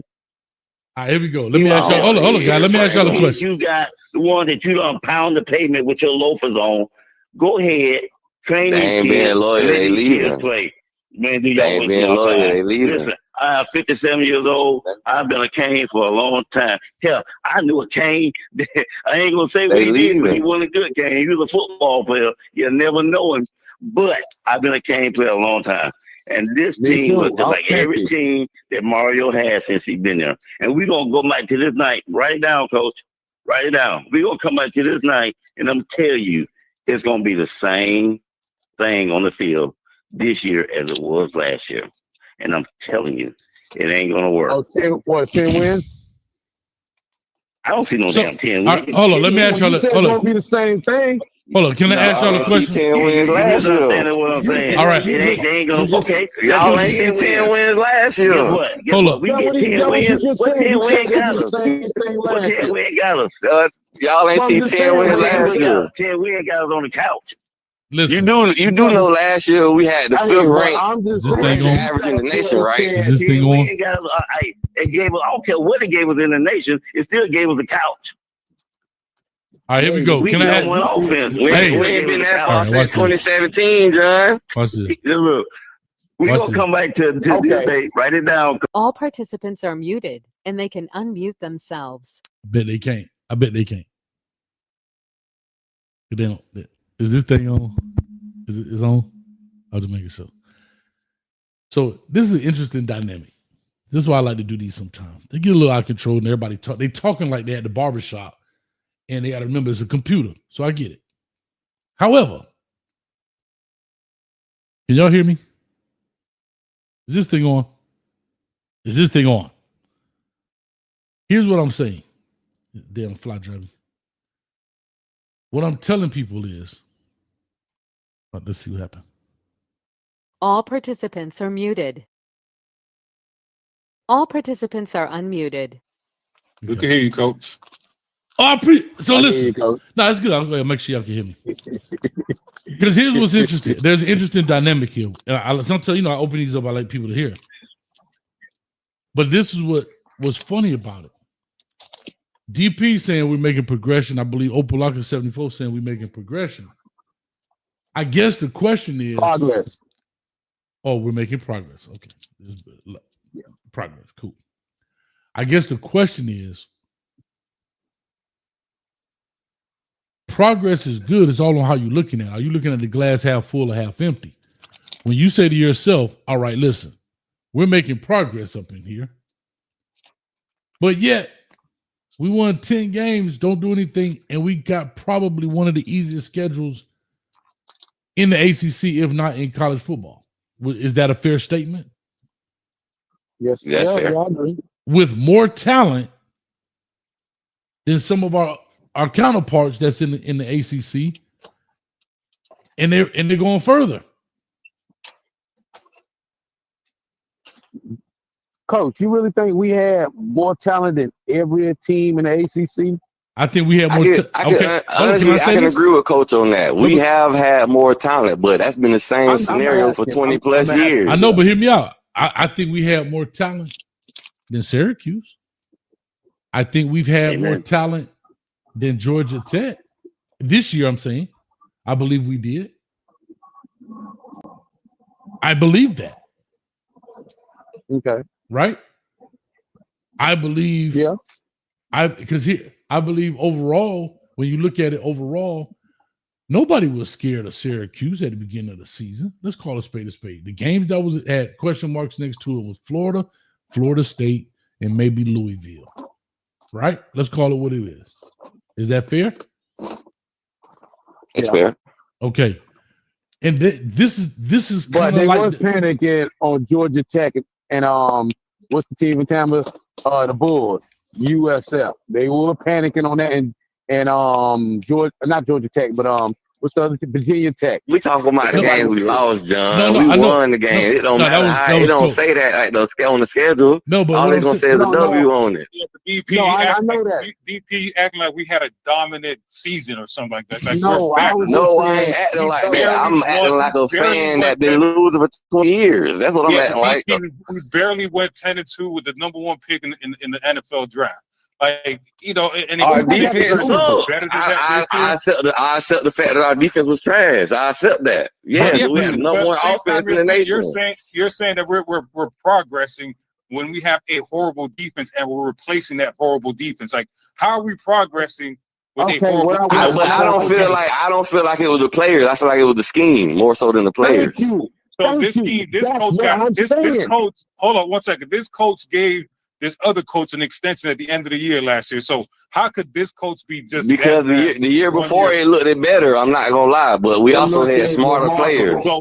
So are we gonna blame the scheme or are we gonna blame the players? Like we can't. We had two veteran safeties that played a lot of football, so it probably benefited Guidry more than we think. And we also had Corey Flagg that knew a lot of football. So those 3 players right there probably helped out Guidry more than a lot of people think. So what's up with the players behind them? What's up with the players that's behind them? How come they weren't able to step up and play? How come they weren't able to step up and play? Okay, some guys just skillful and some guys know football. It's different players all around us.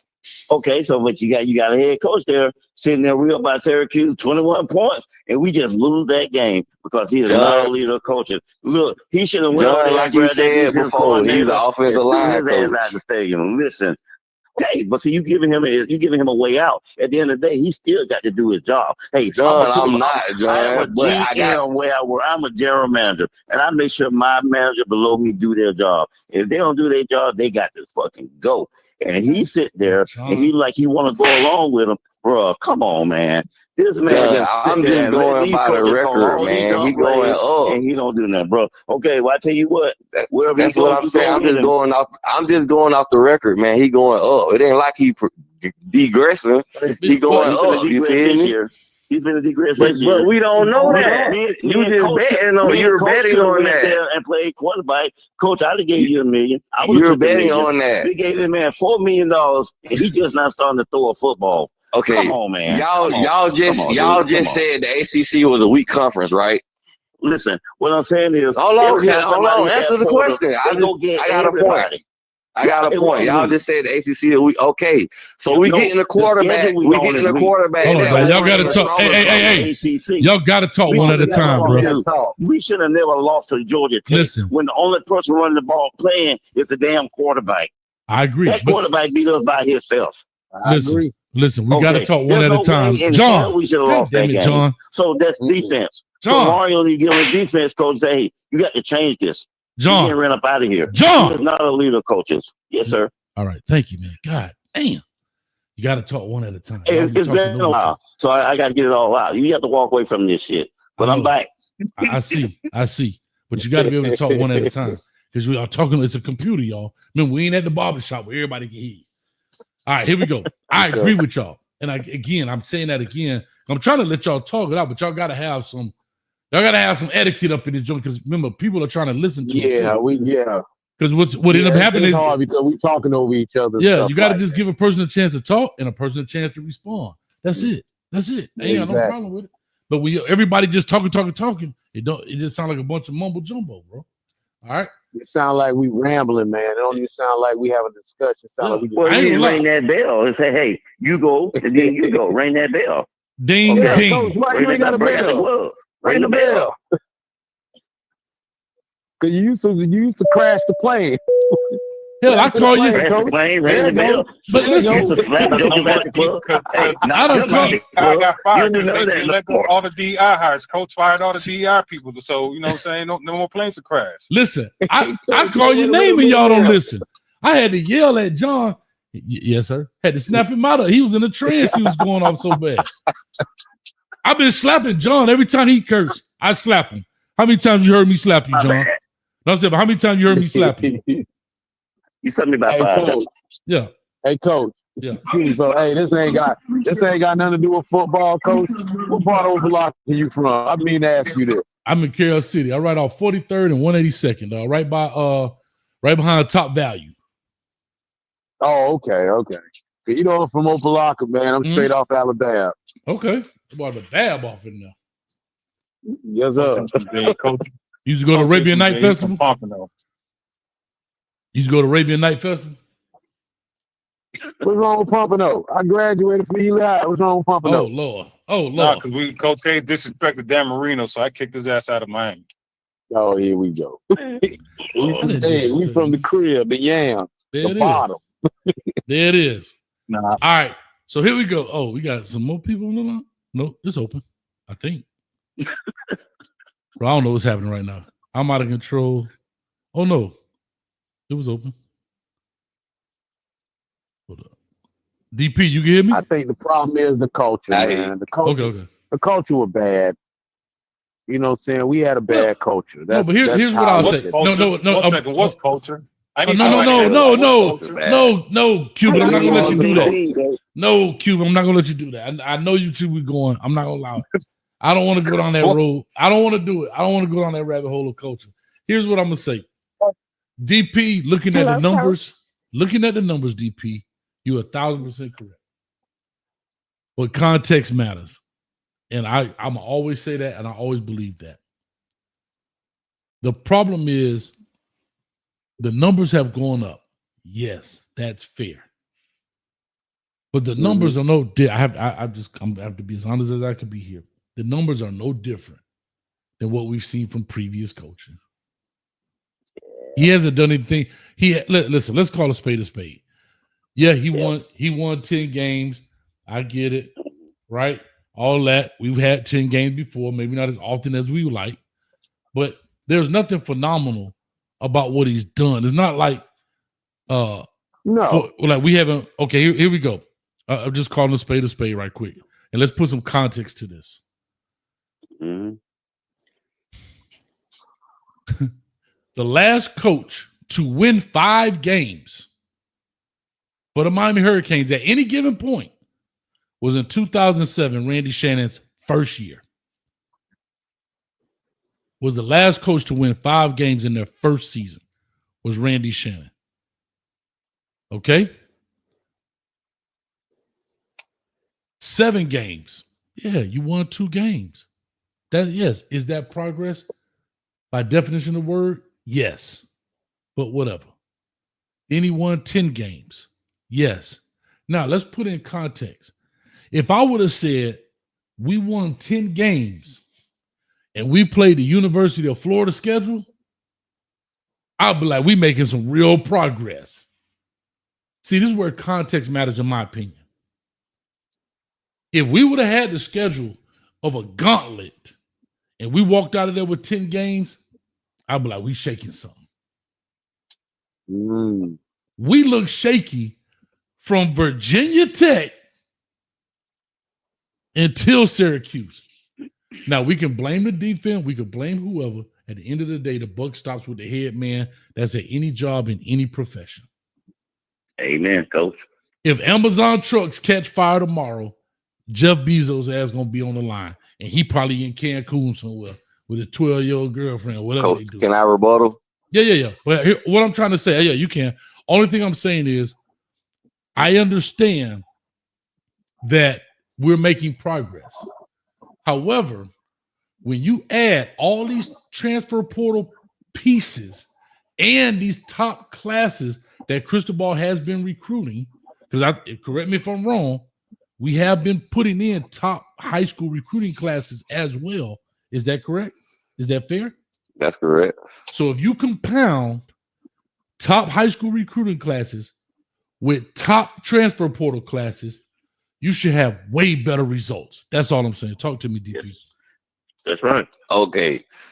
I want to say something, you feel me, just to throw a scenario out. We have had 2 coaches in the past that had some great talent on this Miami Hurricane roster, but they were refusing to make certain fires, you feel me? Mm-hmm. And one thing I say about Mario Cristobal, he is not scared to replace and change if it needs to be replaced and changed. Like, I want to say when D'Onofrio was here, the defense was doing good. It was one, the offense was doing good, defense was doing good, one way or the other. And Mark Richt, he went and fired his son. That's fair. From duties. Okay. So we got a guy that's willing to make changes, that's recruiting, and that's making sure the damn trenches is at least acceptable. And all we can do is hope we can keep going forward in this land of football where players is not willing to stay 3-4 years to get developed. To your point, so DP, I agree with you 10,000%. But because you are willing to fire somebody, in my opinion, don't give you the leg up for your results, right? I know it's hard to hire people. It is hard to get the right coaches, to attract them money. It's a lot of things that take place in what you can do. But as horrible as everybody claimed Manny Diaz to be, they are literally 1 game apart in their 3-year tenures. Just think about that. As horrible as Manny is, and I was like this with Manny. I didn't care one way or the other. I really didn't. But let's just go with the consensus. As horrible as Manny Diaz was, as people what was the trend? Hold on, but what people claim to be, he was 6-7, 8-3, 7-5. Right? They are literally 1 game apart from one another. And here's the difference. Mario Cristobal had an open purse, an open wallet. He has spent money. He's got major recruits in. Man, he didn't have this. He had to go recruit guys. He didn't have access to a Cam Ward transfer, a Tyler Barron transfer, a Damian Martinez transfer, a Simeon Barrow transfer, now a Carson Beck transfer. We're talking about, look how much money the crib is spending on these transfer players. And I know the times are different. I get that. I'm not saying that. But we're saying maybe Manny did it with less. So we're expecting more. He didn't do anything with less, coach. You just said he went 6-5. 8-3, and then he went back down. No, but DP, he did it with less money, less people, less resources. What did he do with less? Tell us what did he do with less? No, hold on. But that's the point. He had the same record as Mario. He had pretty much the same record as Mario. The first two seasons. What did they do in their 3rd season? Compare their 3rd year then. It went 7-5. Let's compare year 3s. It went 7-5. With the back, and then Mario went 10-3. 10-2. I know. Yes, he had Cam Ward, but he had more. And Paul, how close have we ever became close to the number 1 offense in the nation with Manny Diaz? With TBD, we had TBD would have started. No. Ain't no ifs. We're not doing ifs. Have we ever had a number 1 offense with Manny Diaz? We're not doing ifs. No, we never had a number 1 offense, but we never had. Okay, what are we saying? Hold on, but then we never had a horrible defense that led. What do you mean? What about North Carolina? Our defense is trash, bro. What is North Carolina? What is North Carolina? The most rushing yards in a single game. Georgia Tech put 2 quarterbacks in that couldn't pass the damn ball. And we still went 10-2. We were up 21-0 against Syracuse, and they went on a 48-7 run on us. This is the worst defense you're right. we've ever had. Already established we had a bad defense. If you want to give this credit for the offense, then that's fine. We had the worst defense ever at Miami this last year. Point blank. Exactly. And guess what he's doing in this offense all season? He's trying to build a defense up to make sure we don't have to go through that. Yeah, like, come on, man. What are we talking about? Players that we don't know about. Yep, they ain't done nothing. Well, go look them up, man. Good defense, a good offense. If y'all want to know about these players, go check out Rock Boys, man. He'll let you know. He's cheating and going into the portal to get this, quote unquote, a Cam Ward, to get a who is Francis Maldonado? Who is Lance Cooper? I did the same thing. Who is Ruben Bain? Who is Mark Fletcher? Who is Jordan Lyles? Who is Elijah Lofton? Who is Elijah Royal? I got my hand raised. Hold on, I got you, John. Yeah, give me one. I just want to say this part, and that's in DP. I like the fact you're bringing up the positive side of this. To your credit, you're 1,000% correct. But I think therein lies the problem. Look at the talent you're bringing in. Add that with the transfer portal. Ruben Bain, Jordan Lyle, Mark Fletcher, all the offensive linemen. Bro, the number one offense, I know the defense was bad, but that also falls on him. That fault, you're the head dude. You're the recruiting guru. I don't disagree with that. No, I know you don't.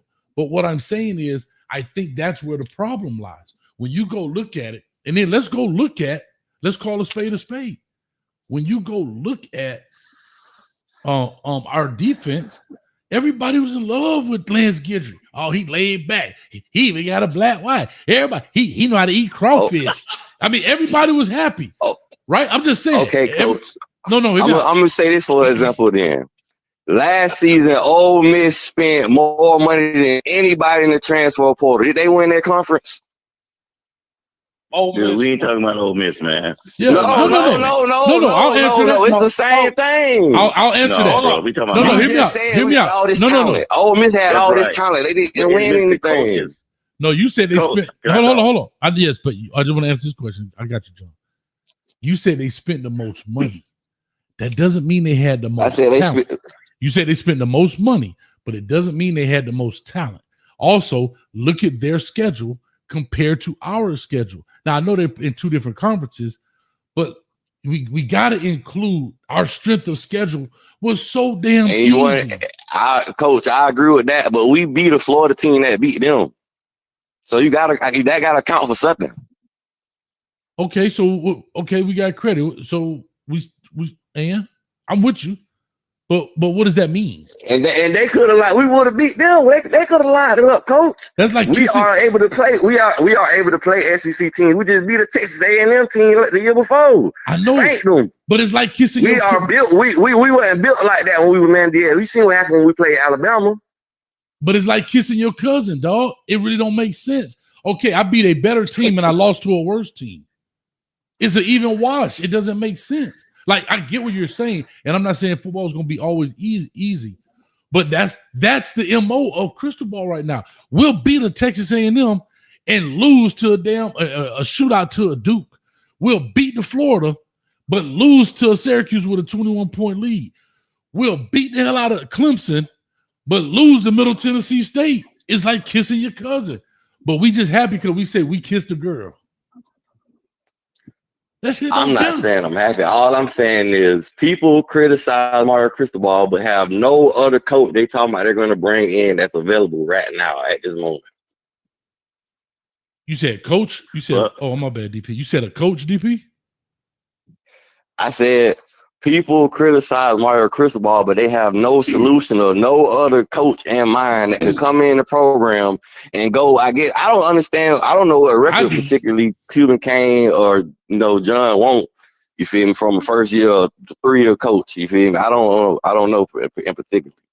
But I do. All I'm saying is the man is doing what the chips set up. The chips that was set up against him when he came in. The man doing the best he can do. And he's doing the best that I've seen so far. He got 8 million chips. Okay. All I'm saying is that he is not a leader of coaches. That's all I'm saying. Because he can get better coaches than what he get. Okay, Like you who, don't John? even know none of these coaches until they sign for Miami. You don't know any of these coaches. Okay, so I'm just saying, at the end of the day, he is not a leader of coaches. John, Okay, and that filters down, dude. John, I just I'm a Hurricane John. fan. Man, let me talk, Lil Wayne. Listen, he's not a leader of coaches. That's all I can say.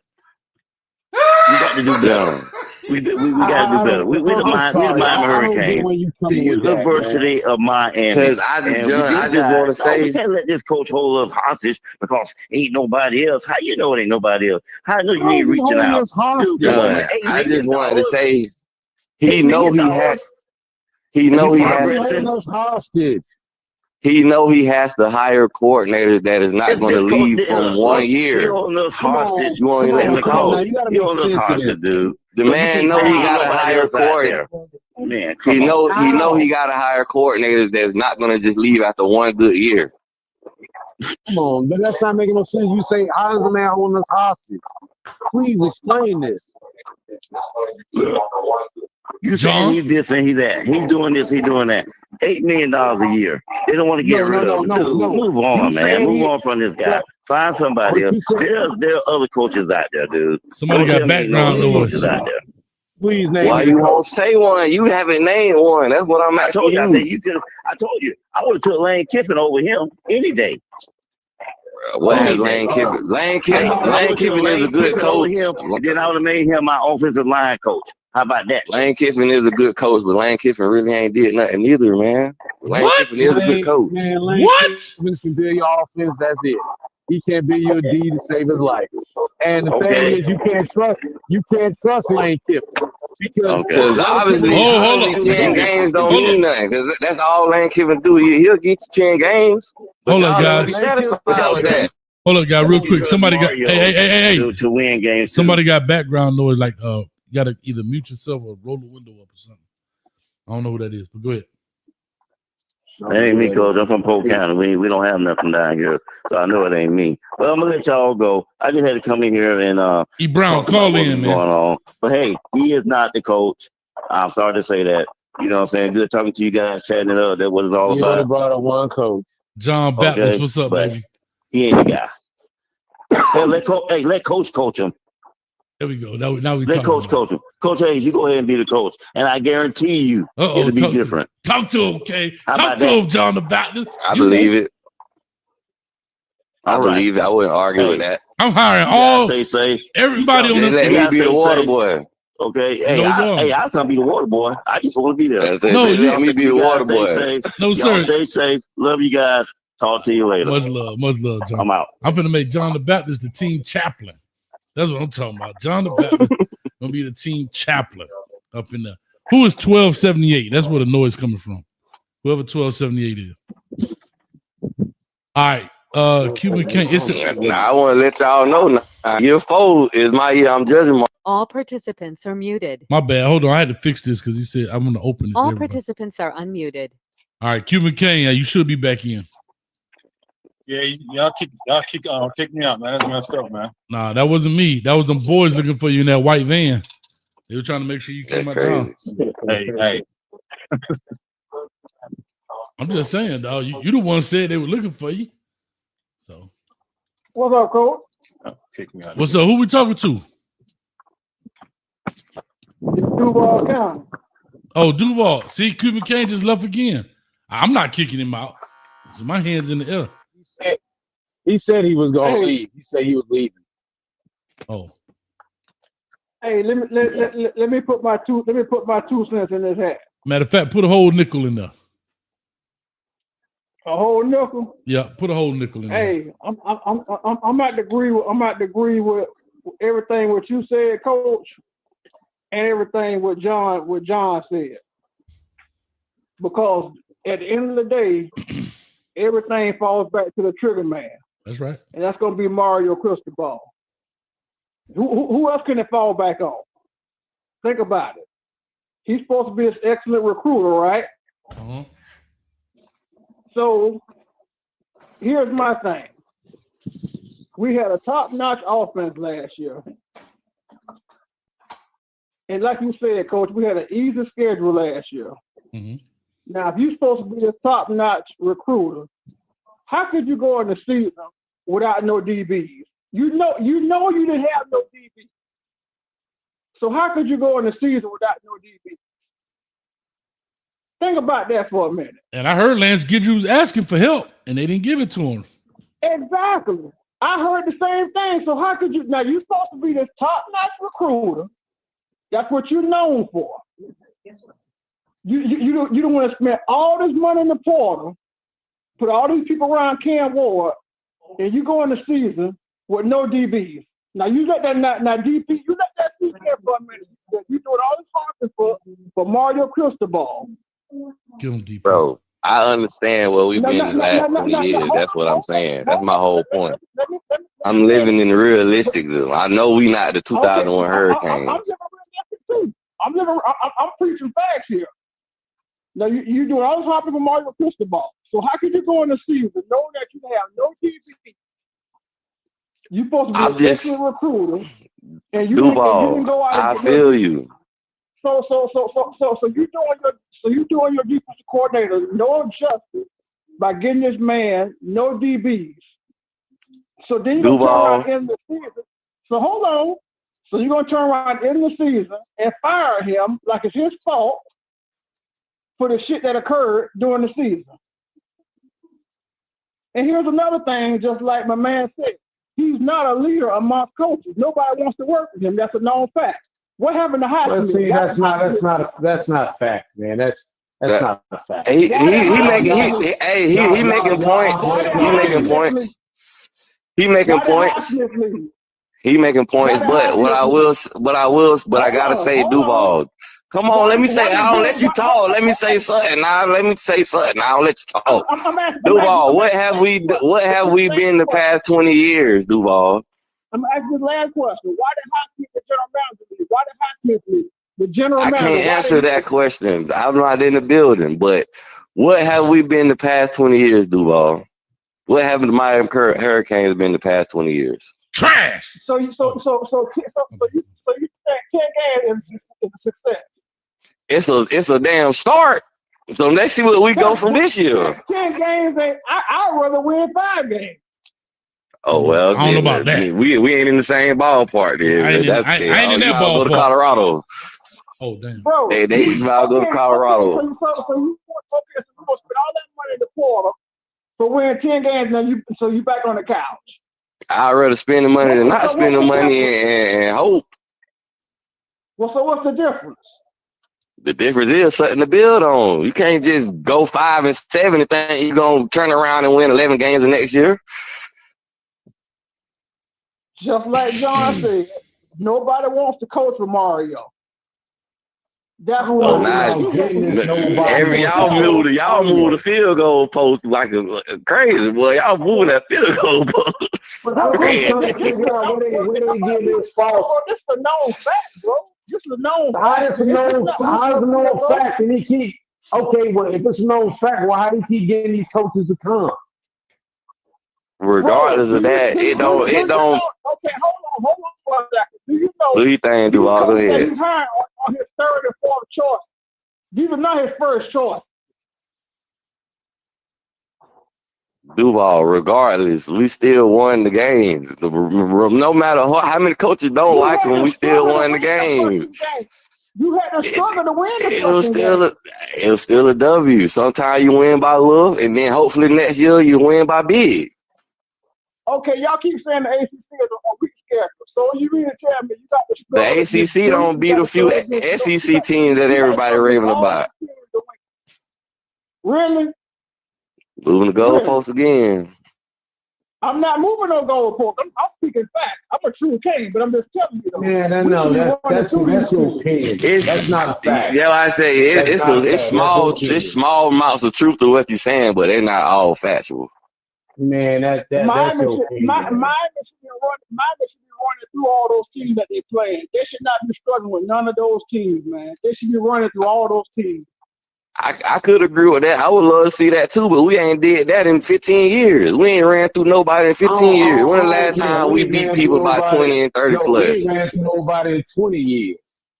What You the feel talent me? they just have on that team this past We ain't ran through I nobody in did 20 not struggle years. with nobody that played this past season. Let's just struggle Man, with we nobody. struggled. Man, Yes, we Al have. Golden don't had talented teams, man. He still Al couldn't Golden, win. we struggled. We couldn't win with Al Golden. Here's We what had I Duke Johnson. here's We what I had say. Duke Johnson breaking rushing records, man. We still couldn't win, man. Come on, what are you And saying? we had to force Steve Duke Johnson involved, and No, we were still losing. Listen, I think everybody got a valid point. I think here's the biggest thing. E. Brown, what's up with you, baby? I love to hear your old take on things, and I ain't talked to you in a while, man. I miss you, E. Brown. But I think the biggest word that has not been used tonight is the expectation of this season. Right? Development. No. The expectation of this season was not met due to the acquisition of all of these players going into year 3, what people expect through the progression of culture and program building, right? Washing out the old Manny Diaz culture, as everybody hated. He had a chance to get his guys in, wean out those previous guys, get his coaches in. I'm just talking about I think the word expectation is what the dividing mark is the people that are hurt, and I'll say I'm the people that fall in that category. And I think DP, you're a person that you wanted more, but you can see the progression of 5 wins, 7 wins, 10 wins. And also, Coach, he never came out once in his mouth and said, "We ready to win the AC championship this year." I'm going on what the coach saying. I know, but nobody I'm will going say off that. his expectations. But that's you can never do that. They all liars, including myself. When I stood at the podium, I'm lying to you. So that's real, Coach. That's real. So we're all liars. We all lie. I've been on the team where I knew we was trash, and I'd be like, "Y'all boys ready to win the conference this year? Come on, these boys trash, man. You understand that? Like, it is what it is. Ain't no coach in America coming out telling his team, all right, guys, we plan to win 4 games this year. No, every kid working hard. The goal is to win. So back to expectations. But would you say it's possible to set the bar low? No, hear what I'm saying. Let's talk about this year's expectation. This year. Understand what happened. This year is serious. No, I know. No, not this year coming, the year we just had. The expectation for the season we just had. Just follow this. It's now Mario Cristobal's 3rd year. You got coordinators that's been here for a year. This is their 2nd year, so they all know each other. You got O-line coming back with stability. Your running back room is coming back with stability. Your receivers are coming back with stability. You got the leader in Xavier Restrepo. You got Jacoby George. You got all these players. You got a tight end that's NFL caliber, right? Kiko Maui Noah that's coming in, right? You brought in a piece. I'm not even going to the transfer. You notice I ain't said that yet. You got Ruben Bain coming off of a great freshman season. We're talking about walking into the season now, right? Damari Brown at cornerback, right? Then now let's add the hype of, Mesidor coming back. He got his feet right. Who else we got? Wesley Bassint, linebacker. Coach, you gotta be real though. The hype ain't start till after the Florida game. No. Because here we go. I didn't even get to the transfers yet. Then you add that Cam Ward. Oh my God, they're going over the top. Then they go and got Tyler Barron, the edge rusher from Tennessee. Simeon Barrow from Michigan State. Mish Powell from Washington State, the national championship runner-up. Look at all these pieces he's adding. You went and got the center from Indiana to come in to anchor that thing. You went and got a receiver from here. All this stuff was added. Everybody and their mama had us winning the ACC championship. Everybody.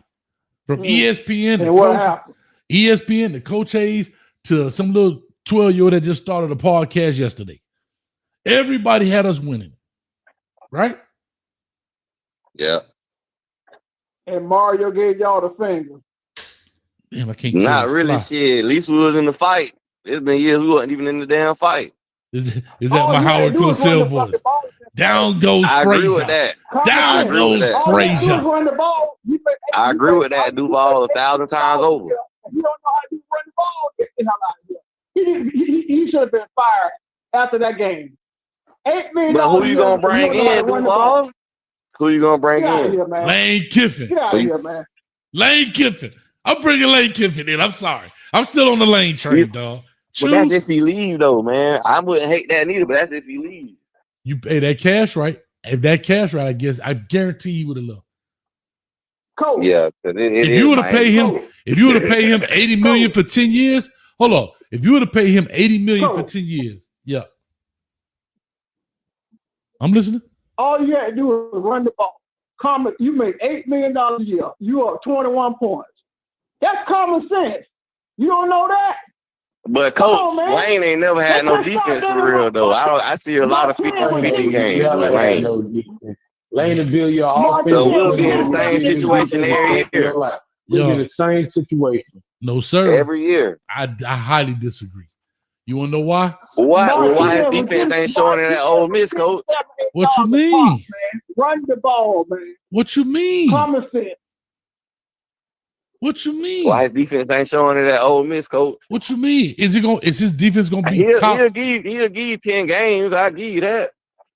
No. You think am I saying his stuff gonna be doggone top 10 defense of all time? No. I don't witness a 50-50 game against him and LSU. As you should. It's LSU. We ain't playing LSU in the ACC. That's my point. Pittsburgh can't keep up. Pittsburgh can't keep up. Florida State don't miss smacking LSU. They ain't the same team no more, Coach, man. We ain't finna do that. College football change. We got to start looking at these logos. Come on. It's changing. These rosters getting depleted, dog. Listen. Coach, hold up. Who I take? Who? Oh, boy, who they hired at FAU? FAMU. Willie, what's his name? The black coach. What stuff? Listen. Coach, the last two national champions is not in the SEC, man. The last two national champions come from the Big Ten. I don't care about that. I'm talking about, you asked me who I would take. Listen, you tell me who I would take. What I'm talking about? Yeah, you talking about Willie Simmons. I know you're talking about. Listen. Willie Simmons. I know exactly. Simmons a damn good coach. I'm not saying he's not. But here's what I'm going to say. Ole Miss, 76-0. Ole Miss, Middle Tennessee, 52-3. Ole Miss, 40-6. Wake Forest. That's an ACC team. Ole Miss, 52-13. That's a G5. Ole Miss, Kentucky, they lost 2017. Goddamn. Right? Mm-hmm. And Kentucky better than Louisville drug Kentucky, Coach. Don't do that. Man, please. Ole Miss, 27-3 to a 15th ranked South Carolina. Right? 27-3. People talk about defense. That was good. That was good. Okay. Ole Miss, LSU, 29-26. Ole Miss, 26-14. Oklahoma. We talking about modern day football. 14 points. That ain't bad. Ole Miss, Arkansas, 63-31. Ole Miss to Georgia. Damn. Ole Miss to Georgia, 28-10. The number 2 team in the country left them with 10 points. Right? They lost to Florida 24-17. Ole Miss to Mississippi State. Yeah, the quarterback lost that game against Florida. He threw all the interceptions. I watched that game. Yeah, 26-14 to Mississippi State. I'm sorry, and then they played Duke in the Gator Bowl 52-20. I don't see anybody here except for Arkansas, which was a blowout. They scored 31 points. LSU scored 29 points. I don't see any other team on this schedule besides those 2 teams that put up more than 21 points. But his defense is gonna be worth nothing, Coach. I just told you. That's what we talking about. But that's what I'm talking. It look a little decent though. The Coach point reading off on that what I heard. Yeah. All right. Hold up. I was more so talking about last year, so that was my fault. No, but let's go back a year before.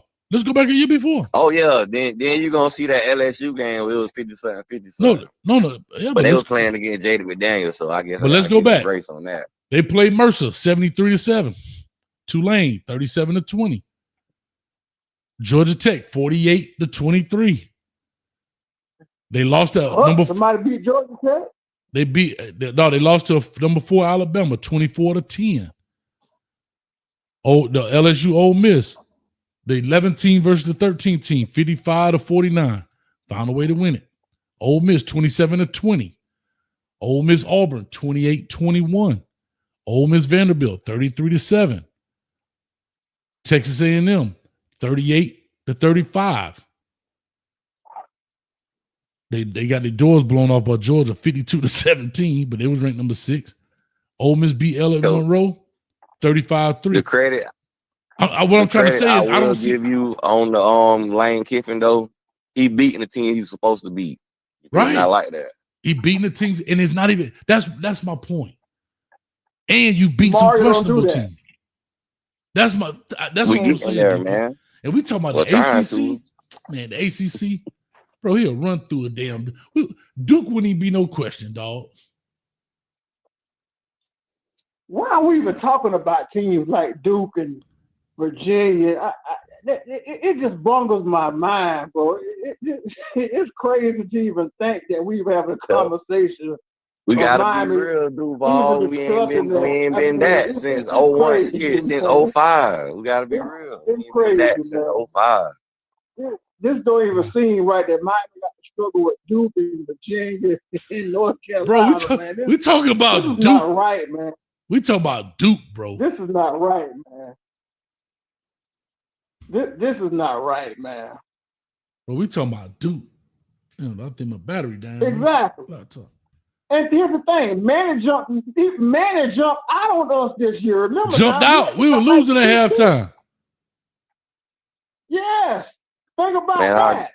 Our defense is trash. We've been established that. What's the point? Huh? So what is to be said if our defense be rated in the top 20 this season? Hold on, I couldn't hear both of y'all was talking. What is to be said then? Hold on, I couldn't hear both of y'all was talking. What'd you say now? I said, what is to be said if our defense be in the top 20 this upcoming season? Finish off in the top 20. It can't help but go up. Can I say this? Can I say this? I don't really be caring about them stats. I care about the wins, right? As much as Jordan put equivalent to wins, though. Nah, yeah, it could, it couldn't. Not, but here's the difference. It doesn't matter. You know why? Because the 2 games you lost put you out. That's my point. We won 10 games, but the 2 games that really mattered put us out.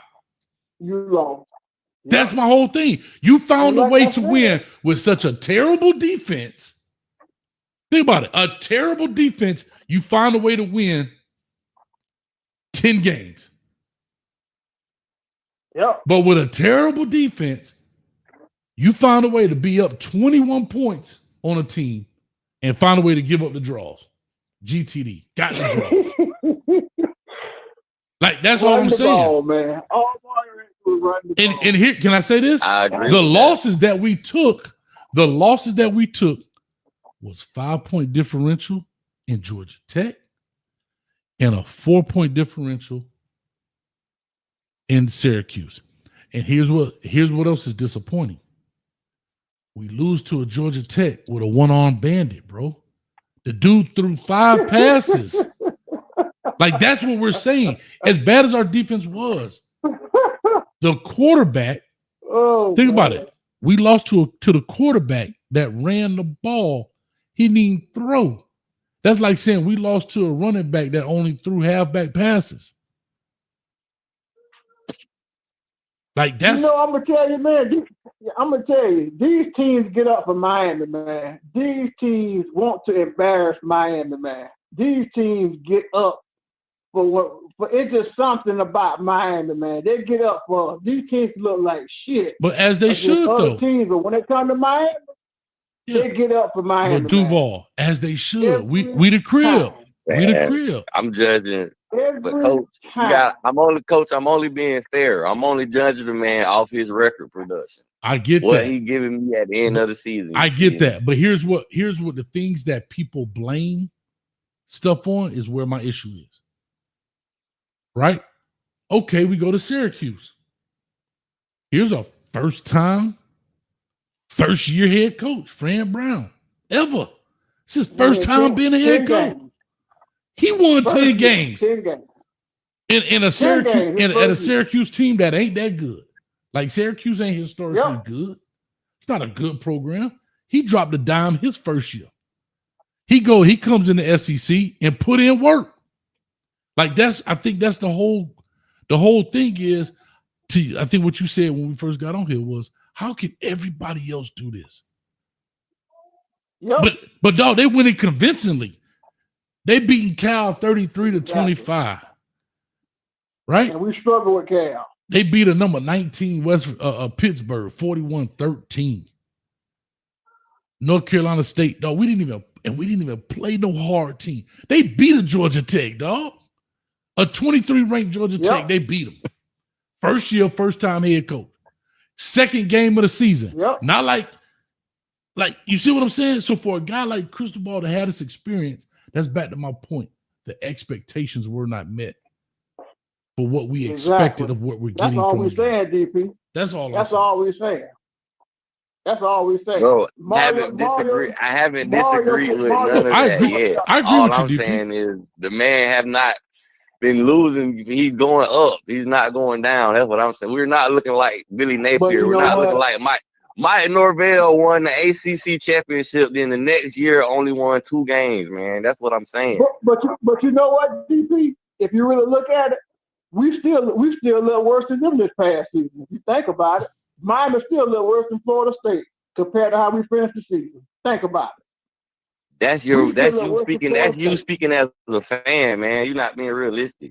These people went 2-10. I'm being realistic. I'm being very realistic. We look worse than Florida State because we got that far up and then we fell down. Bro, Florida State got beat by Memphis this year, man. We lost 2 games. Bro, we lost to Middle Tennessee. Like, bro, that was our first season. Oh, you right. Coach, I'm talking about this year. I ain't talking about 3 years ago. Let me make another example. Okay, just like Syracuse game.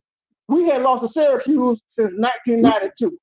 We blew a 21-point lead, bro. Our defense was trash. So what else you want to talk about Syracuse? We should have ran the ball. We blew a 21-point lead. Our defense has been trash all year. All right.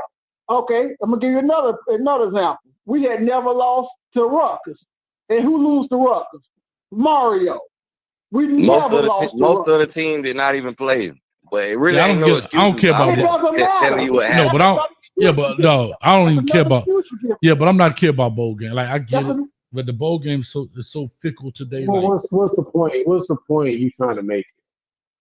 My whole point is the point I'm trying to make is this dude has set a record that that she never beat. That's the point I'm trying to make. Okay, but you were just defending Manny Diaz did the same thing. People have bad situations. Let me go. Let me chime in, DP. You were just defending Manny Diaz. We got shut out in the bowl game by Louisiana Tech. Mm-hmm. We got beat by FIU. We don't lose to FIU. Mm-hmm. So I don't understand the way you're making the point here. You know, the point that you're making ain't making no sense. But what the coach just said. No, I'm not going about what coach said. I'm talking about what you said. But see, you coming off like you attacking Mario and stuff like that. You attacking Mario, but then you were defending doggone Manny Diaz. And to me, that was more embarrassing because Manny Diaz had a record set on him by 2 running backs. By 2 running backs out of North Carolina. And then we go and we get shut out, not beat, shut out by Louisiana Tech. Makes sense of that. And then we lose to FIU. That's true. So I don't get the point that you make it seem like you just got this. It seems like, hold on, let me finish Duval. Hold on, let me finish Duval. I'm gonna let you cut in, Duval. Let me just finish. But see, it seems like all you doing is attacking Mario, but you sit up your hiding stuff that, you know, saying that other coaches did too. Don't act like we were good before Mario got here. We've been terrible. We've been terrible for years. Coker was the last coach that was winning. You know what I'm saying? And he wasn't really doing nothing. We just had great teams.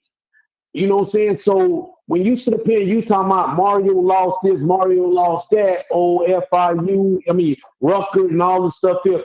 Man, the DL did the same thing.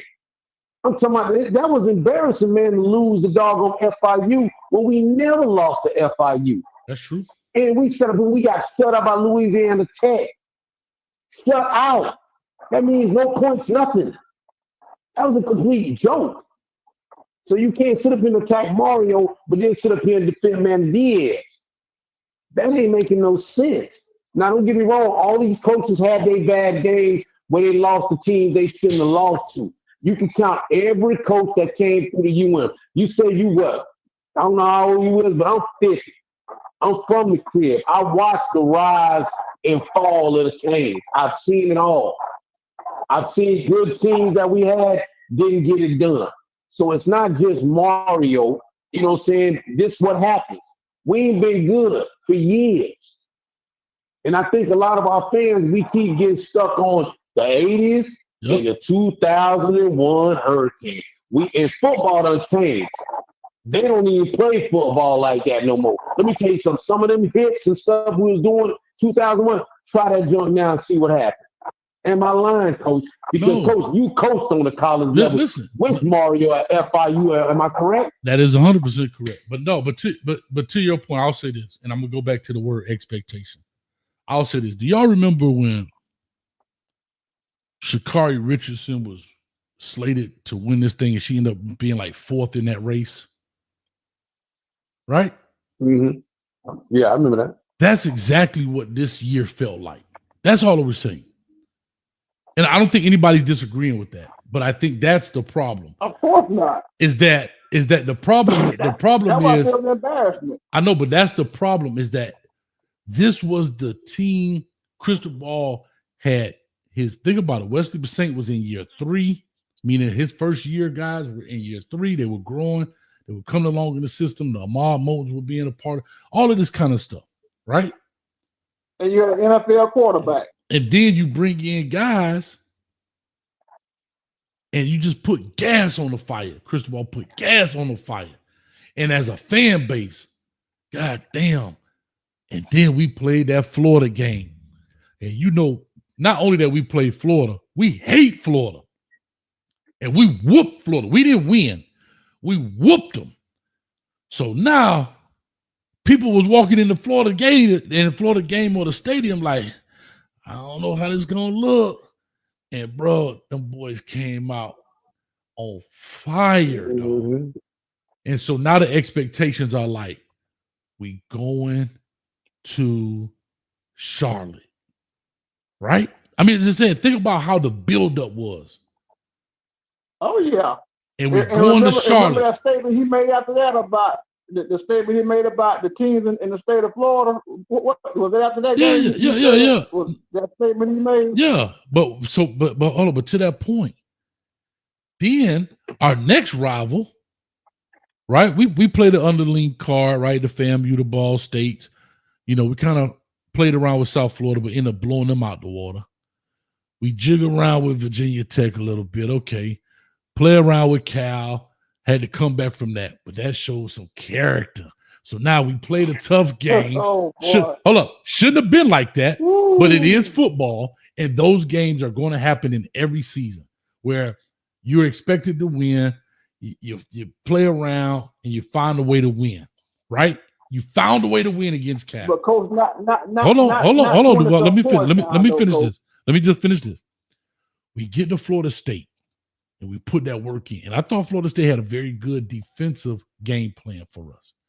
But we put that work in. Right? We playing around with Duke. They losing at halftime. Second half, we hit the gas on them. 53-31. And it's Georgia Tech payback time for that not taking a knee the year before. And we shit the bed. All right. We entitled to give up one. We come to Wake Forest, easy work. Syracuse, we jump out 21-0. Everybody that think we going to the ship. We going to the ship. We going. Yeah. Wait a minute. We ain't going to the ship. What the hell? Run the ball. What the? Oh God. God dang. Helmets to the left, shoulder pads to the right. Last press conference in 5 minutes. And that right there is the story of the year. I think it's like trying to watch a great movie. You got all this hype, and at the end, it just cut off and it'd be like the end. I got the perfect example, man. It's like for the Miami fans the whole time. Your dad told you, I'm gonna get you that PlayStation you wanted this year for Christmas, man. I'm gonna get it for you, man. I'm gonna get it for you. Christmas get here, and it's the PlayStation 1, the gray one, not the 5 that you really wanted. He done got you the gray PlayStation. Right. Like, what is this? I understand, coach. It's still a PlayStation. You still playing video game. Okay. But that thing getting 16-bit. Everybody else playing in HD. Okay. You right, Coach. I'm gonna respond back to the gentleman earlier when he was talking about how I was attacking Mario. Okay. I'm not just attacking Mario, but here's what I'm attacking. Mm-hmm. Mario has gotten everything he has asked for since before he even stepped foot on his campus. Damn. Everything. True story. Everything he has asked for, he has gotten. Manny didn't have none of that. Mario has.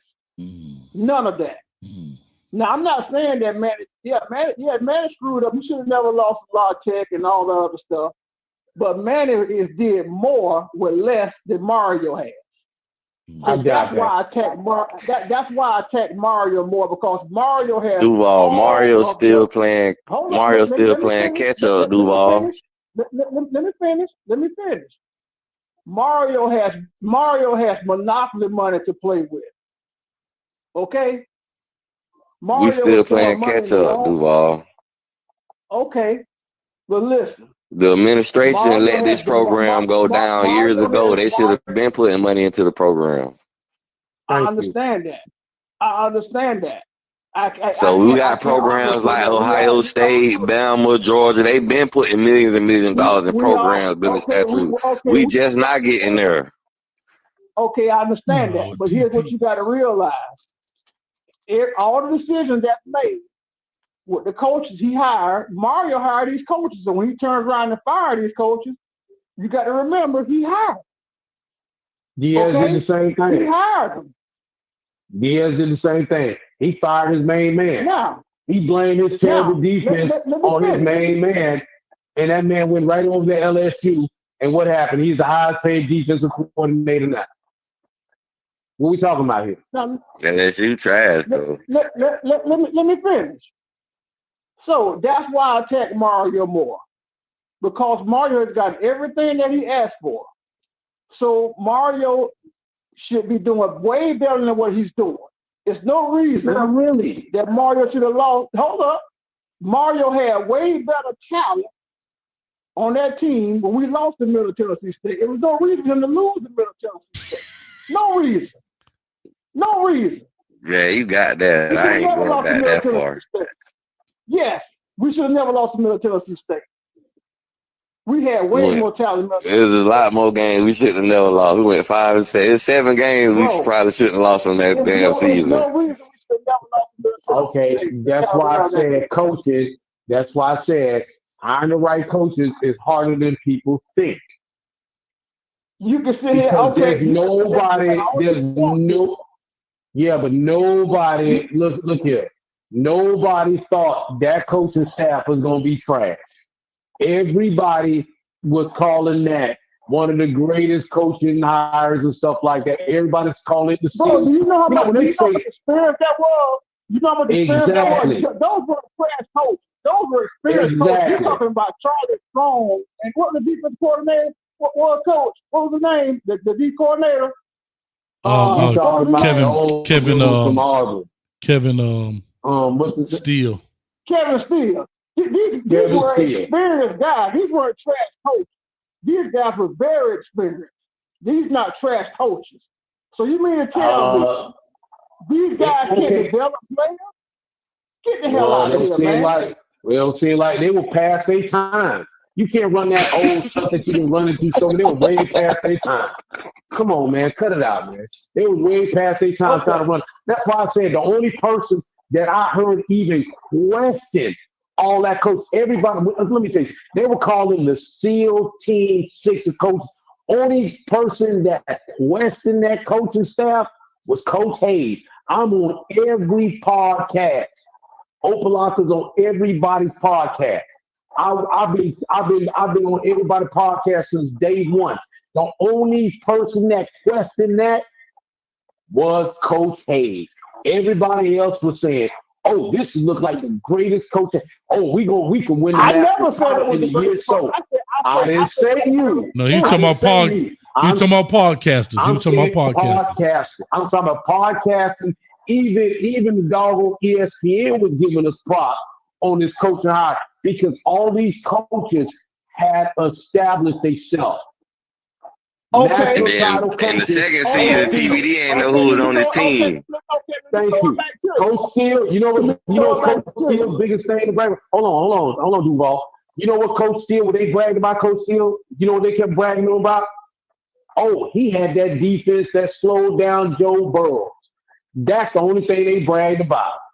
Oh, he won way back in days. Then you had what's his name? Became our doggone linebacking coach. Oh, he won a national title with the Gators as the defense coordinator. You know what I'm saying? They kept bragging about all these doggone people. And Coach Hayes said it again.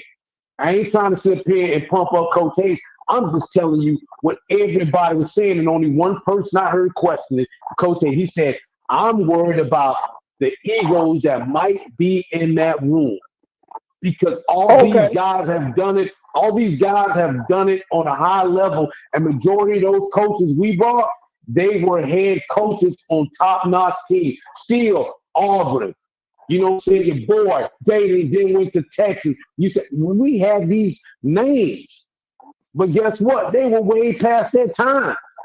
Their scheme is not going to work now. Okay. So when we sit up here and we talk. You said they were past their time, you said, right? You said we're past their time. Okay, well, why the hell were Mario hired if they were past their time? Because it was all their names and what they did. That's what I'm telling you. If they were past their time. Because I'm telling you, this is what I seen. They were past their time. Because as far as name recognition go, Duval, everybody was like, wow, woo, oh my gosh. Yeah, we got it. Because I was the same person. I ain't gonna lie to you. I was happy when they brought all these coaches in because I'm like, if you read what they has accomplished, man, it was like, yes, sir, we got something here. We got something going. But it turned out to be a doggone dud. Right. That's why I said hiring coaches is not easy. We need to stop thinking that this stuff is easy just because Mario get the money. Okay, yeah, he spent the money well because look who he brought. All these guys have names. All these guys have accomplishment. But guess what? It didn't mesh. It didn't mix. Well, you know what? I keep hearing you. I hear what you're saying. But you know what? I see other coaches winning 10 games in their first season. Okay, like hold on. Brand Brown just won 10 games this first season. I see okay, USC won 10 games this first season when he first got to USC. I get what you said, but Duval, what happened with Coach Steele with the Bama? So tell me so I'm not seeing it. Well, what happened to your boy at USC this season? Yeah, what happened when Coach Steele went to Bama? Say that again? Defensively, what happened to Coach Steele when he went to Bama? Did you remember Coach Steele went to Bama after Miami? What happened then? Oh, I don't follow Bama. I only follow. Okay, well, I'm glad you said that. Trash. You know what I'm saying? Trash. You heard that, DP? Trash. Yeah, I heard. Trash. What happened Coach Hayes, what was our linebacker coach saying? That coach that we defense coordinator Charlie Strong. What happened to Charlie Strong when he took? What happened to him? He went back to Bama too with Kevin Steele. Went back to Bama. What happened? Trash. You trash. But these guys are highly regarded. But I'm just saying, Duval, what I'm trying to say, Duval, is these guys are highly regarded. These guys have the trophy. These dudes, they have the names. They accomplished a lot. But it didn't blend. It didn't mix. You can get these coaches in here and be like, oh, it's top notch, but it didn't work. You can't sit up here and get mad at Mario because it's not easy to hire coaches because you hiring coaches based on what they name and what they name attached to. What have they done? But you know what it doesn't matter. It doesn't matter about that because at the end of the day, it's all about results. Yes, if you're not, yeah, but it does. But that's what I'm saying. They had the results. Hey, DP. Result you know what I love? Charlie Strong won a national title. Charlie Strong, head coach at Texas. They had the names. They had the results. These dudes won. I'm talking about when they were at Miami. I'm not talking about their previous stuff. I'm talking about Miami. I know that's 2 years ago, though, man. We don't got better since then. But no, that's what I'm trying to tell you. What they're doing at the present time, what they at Miami, we're not based off their team. I know, but see, okay, why you thought it was, I understand what you're saying, Duval, but you got to understand, why were they brought to Miami? Because of what they accomplished other place else. No, exactly, because what they have accomplished. Okay, well, you know what I'm saying? You act like Mario just picking people off the streets. If that's the case, Coach Hayes should have been on the defense staff. Damn right. Here's what I was saying. Hey, can I say this? What? Okay. All right, can I just... I just want to say one thing. I want to get our program to the point where we can say it's trash because we went 12-2 like they did. Like, so that Alabama team with Kevin Steele, correct me if I'm wrong, they lost to Texas. They won the SEC championship, but they didn't make it to the bowl game. But they were in the SEC championship and they won over Georgia. Number 8 won over Georgia. But that was Kevin Steele and the boy. No. Man, when they lost to Michigan, Kevin Steele wasn't there. Kevin Steele wasn't there for that one. That was 23. Steele left. He was there 1 year? He was there 1 year, Coach. He was there Nick Saban last year, right? Yeah, he was there 1 year, and then it was like basically Nick Saban brought him there to retire, basically. He did 1 year, and they had their defense was terrible. But regardless of how you look at it, bro, they lost two. They lost 2 games. Mario made the high. So guess what? Okay, but Coach, I'm saying, Coach, you're looking at the game. Maybe I'm looking at the wrong season. I'm looking at the wrong season. I'm looking at the wrong season. Mario made the highs, right? He is the trigger man. Was it trash? He got rid of that. Okay, he done had 2 defensive coordinators. Okay, if this guy here don't work out, what's he gonna say then? He done had 2 D coordinators. You can't keep firing people because at the end of the day, you got to look in that mirror and point the finger at yourself. Damn. That's what's going to happen. So you made it saying, give him back them $8 million and leave, huh? That's what he's saying. Hey, you know what? Hey, you know what, man? I just want to let y'all know I suck. I want to fire myself, and I'm gonna go ahead and get that money back, man. I'm not saying you're gonna get no money back. No, I'm just messing with you, bro. You gonna keep firing coordinators? Gonna keep firing the coordinators? I mean, you can't just keep firing goddamn people who go. What Manny did it. Manny did it. Listen, Duval, they were saying one of the main reasons Jason Taylor, the only defensive staff member that was left, because they say he didn't get along with Lance Guidry. He didn't agree with a lot of stuff that Lance Guidry was calling, which it do fall on the head man also, but the head man got rid of all they had. It all falls on the head. But the head man got rid of all of them then, you feel me? Everybody except for the one person that was trying to talk sense. DP. Okay, Dawson. I mean, what his name is? What was our defensive coordinator's name? I Guidry. Lance Guidry. Guidry. What was Lance Guidry's specialty? The safeties. What happened when he had 2 top-notch safeties? Hold on, Duval. What was okay? But Lance, you know what I'm saying? But Lance Guidry, his specialty was working with the safeties. When he had 2 good safeties back there, we were praising that defense. And guess what? We was attacking Dawson, that offense. Then the next year later, what happened? Lost those 2 that's in the NFL right now. What happened? Defense trash. When I'm running the defense, I prefer the calls and everything being ran from the linebacker position. You know why? Because when you at the linebacker position, you can see everything. You can call everything. But you know what I'm saying? Gidry was a safeties coach. So he had everything. By him having those two top-notch safeties back there, guess what? Everything looked good. Now we over here, people talking about to get rid of Dawson. And those were Manny. Hey, and those were Manny's guys. Those were Manny's guys. Listen, real quick. I want to say this. Again, Coach? What I'm saying, Coach? I'm saying, weren't those Manny's guys? One James and Manny's guys. Okay. Real quick, I want to say this. I got to get up out of here. I think on point they came in at 21. They came in at 21. Was Manny still there in 20? Yeah, those were Manny guys. Yeah. Here's what I want to say, real quick. This right here is what I think in my heart is like. I don't understand it. It kind of goes back to that damn question that Street asked Manny. But listen to this. We talking about we've been bad for 20 years. Okay. Most NFL draft picks by position in the ACC since 2000. Stanford has had quarterbacks. Miami, running back. Wide receiver is Clemson and FSU. Tight end, Miami. Offensive line, Miami. Defensive line, Florida State. Linebackers, Florida State.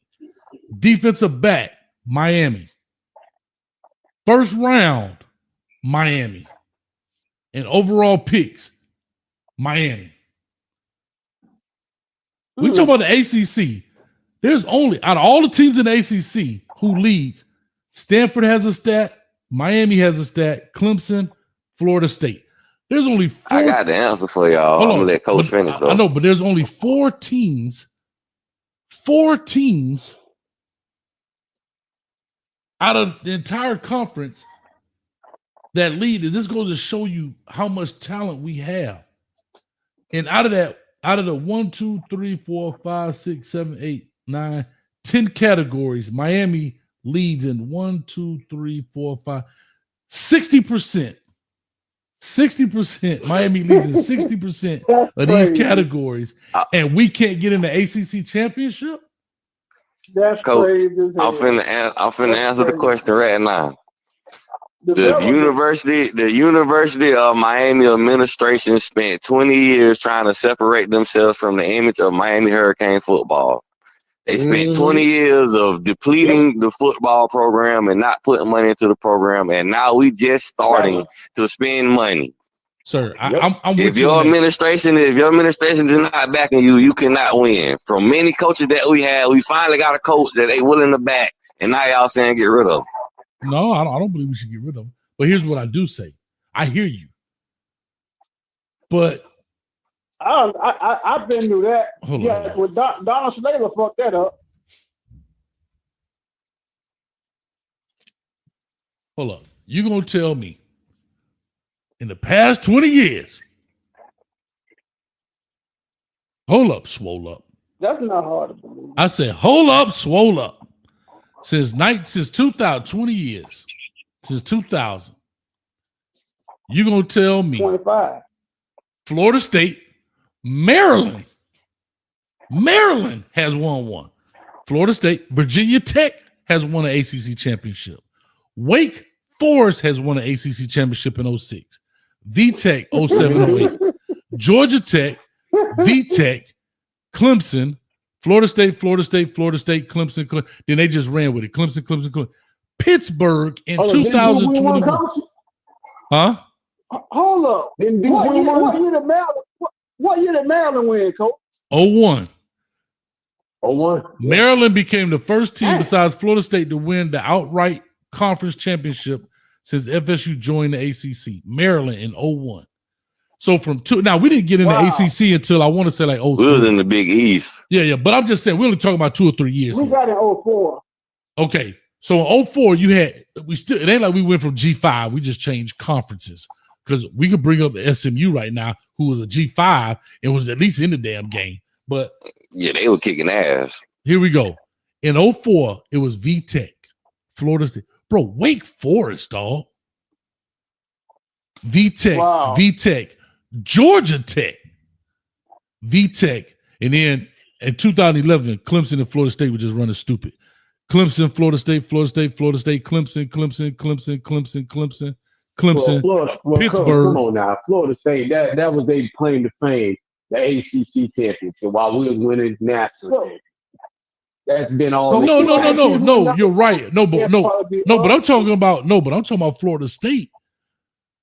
That's what I'm saying. That's been Florida State claim to fame. I go back to the 90s. That's what they bragging points for. I'm with you. They were winning those national titles. I'm with you 1,000%. But I'm just saying, from the time we've been in the ACC, we even have an appearance. It's no excuse for us now. We haven't had. If your administration not putting money into your program, you can't compete with the program that they is supporting. Clemson and Florida State was putting money into their program. Jimbo Fisher kept asking for money. That's why they got Jimbo Fisher up out of there. Because Jimbo Fisher was asking for too much money. But they was winning when Jimbo Fisher was asking for that money. But they still had enough talent to compete, though. They had the money to bring the talent in. That's when you had the bag then. Yeah, but here, hold up, but DP, my only beef I got with that, is we still leading them statistically in NFL draft picks. That's what I'm saying. We still had running backs, tight ends, O-line. Developing our players when they get to the league. That's all that's saying. Okay, but DP, what that boil down to? Bad coaching. Now we talking. If you saying we have better talent, then that's telling me that we have bad coaching all these years. And I agree with you on that. We know the coaching went up the par now. That's why so they got a problem. And they go back to the administration not willing to pay the coaches. Administration not putting no money. They tried to keep it the way we had in the 80s. Underpay this person, bring this person in. Man, there ain't no way Manny Diaz should have been no doggone head coach. Bro, it got to the point where we had to depend on a fumble Rooski to beat Duke, bro. Come on, you about to trigger me, DP. You about to trigger me. Yeah, that's why Jimmy left, because they didn't want to pay Jimmy. Yeah, that's why the administration. Yeah, because the administration thought that they didn't want to pay Butch Davis. Yeah, this is Miami, and that's the problem.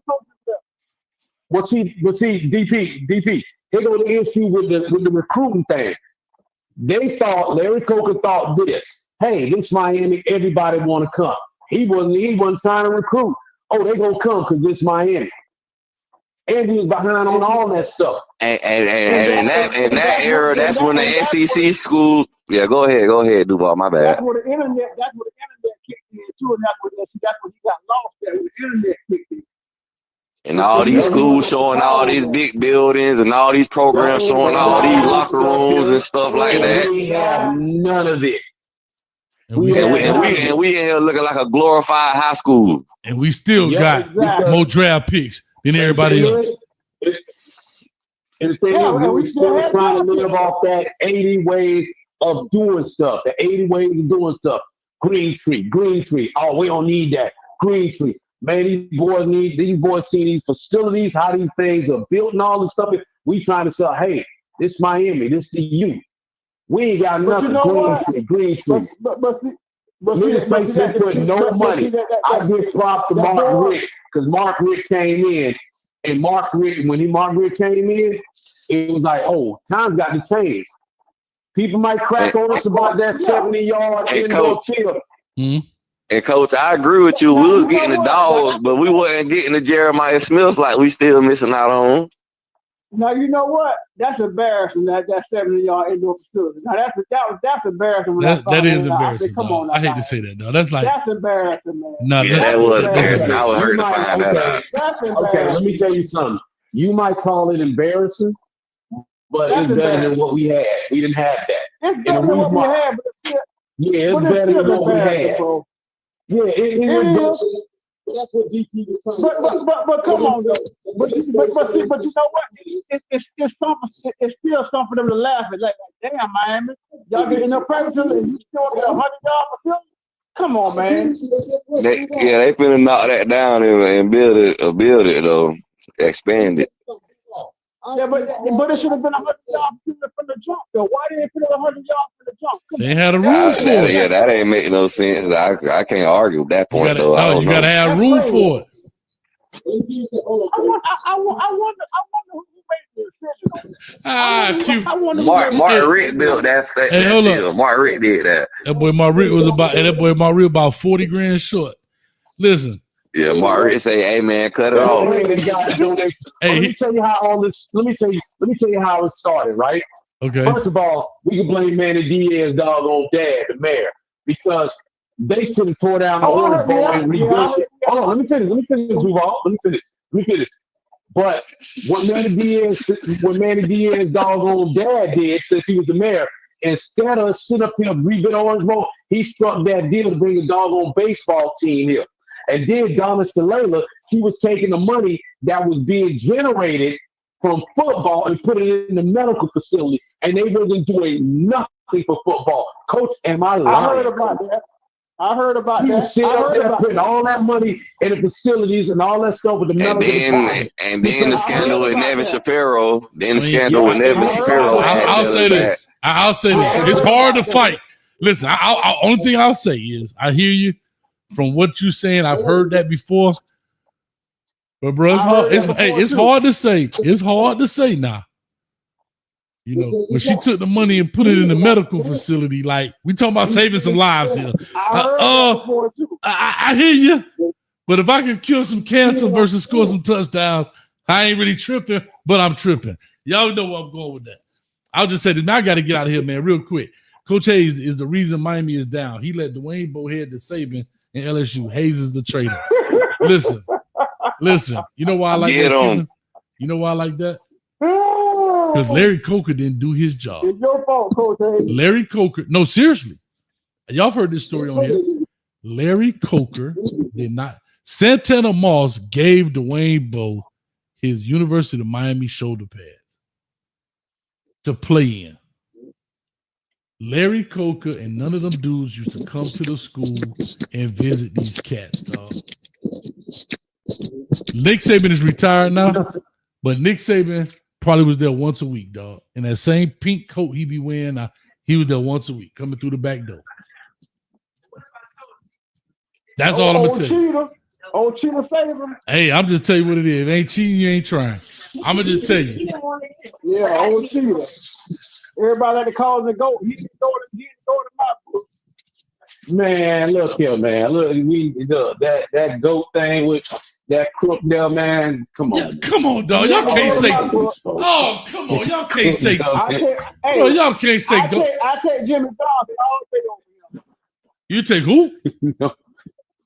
Jimmy Johnson over Nick Saban. Anything. So let me ask you a question. Let me ask you this. I have no problem with that. But my only issue is I know people ain't hurricanes, and I get it. So everybody crooked. But come on, dog.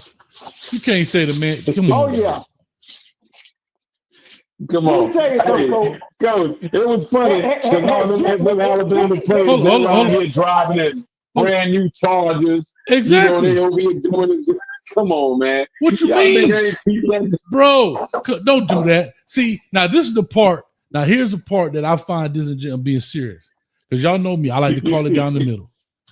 If you don't think Jimmy Johnson back in them days was dropping bags, y'all out y'all damn mind.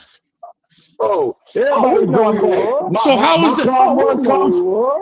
My problem, Coach, is the way they came at us about this stuff. That was my problem. But then Nick Saban. So let me tell you something. You know who the head person? You know what I'm saying? You know who the head person out there in the SEC? Yeah, he was over at LSU. I understand. I know he is. Exactly. I get it. And you know who he hired at LSU? I get it, dog. Nick Saban. But favor ain't fair, dog. Because here's the deal. Favor it was ain't easy fair. to hire talent back then too. Bro, here it is. We had a Nevin Shapiro. They bust him out because he got wild. Like, come on, man. Y'all gotta call it. Y'all gotta give credit where credit due, dog. Hey, but I don't give credit to Cheetah. So then you can't give Jimmy no credit. Hey, look here. Look here, man. Hey, come on, coach. You ain't gonna sit here and tell me somebody want to go out there. I've been to Alabama, bro. You been to Alabama. Ain't no doggone way nobody want to go to no doggone Alabama. Exactly. Nothing to do out there. Exactly. Man, it came with a check. It came with a check. Of course it my only did. problem is, man, the way they attacked us about doing that stuff there. And we was always the poster boys for that stuff. For years. Oh, we run had those great teams. You want to know why? Hold on. Can I tell you something? Can I tell you this? Why? Hold on. I'm gonna tell you why. You want to know why? Can I tell you why? Can I tell you why? You want to know the difference? And what made Miami was also Miami's Achilles heel, right? What makes the crib is also the Achilles heel. Just follow me right quick. Why did Frank Lucas get put on to the FBI? What happened? What did he do? Showing off. He went to that fight with that Mink, and they're like, "Who is this Negro sitting on the sideline?" Yeah, showing off. Yeah, showing off. Okay, we was out there showing off, dancing, going against the establishment, right? They said, don't do these things. Hold on, hear me out. They said, don't do these things. You saw the 30 for 30. They made a video clip saying no hip thrusting, no dancing. We still out there doing it. So what does the establishment say? I'm going to show you better than I can tell you. And guess what they did? They bammed our head. Did Alabama do any of that stuff? No. They stayed right within the Them boys say they called the star in Nebraska linebacker, so they're going to kick his fucking ass. Oh, right. My bad. No, but hear what I'm saying. Hear what I'm saying. We went against every rule the NCAA made. We dancing in the end zone. My man coming out shooting the 6-shooter and the pistols. We doing all this great stuff that made Miami great. But it also was our Achilles heel. See, that's the stuff people don't want to talk about. No, hear me out. You embarrassed. We would hurt nobody. You embarrassed. It don't matter if you hurt. Bro, stop. It don't matter if you embarrass anybody. What did you do? What did you do? You embarrassed the establishment. Nobody bigger than the system. If I'm telling you not to do something and you do it, what does that mean? Y'all got kids. You can't let the older one do it because if she do it, the younger one gonna follow. So you got to bust her head first. You know that. Yeah, that's my only point, Court. You feel me? It's bigger than Mario. Yeah, but all I'm saying is the reason if Miami wouldn't, and I'm glad they did. I'm not saying they didn't, but you're asking why they kept getting targeted because you kept you gave the establishment the middle finger and say we still gonna do what we want to do. Y'all get your ass off a plane with camo on. Come on, dog. Yeah, Amari Carter couldn't get a break. Amari Carter couldn't get a break. Every time he hit somebody, he was getting targeted. Bro, think about that. Bro, you jumping off a plane. All the time. About 4 years ago. Who that? Amari Carter. Amari Carter. I can't hear somebody, dog. If you on speakerphone, hold on. Somebody walking or something, dog. But if you're on speakerphone, you walked away from it. We can't hardly hear you.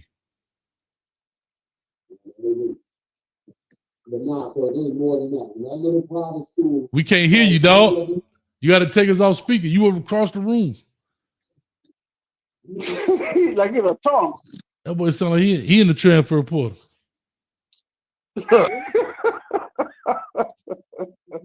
All the thing I'm saying is, so when people say why Miami get attacked, that's why.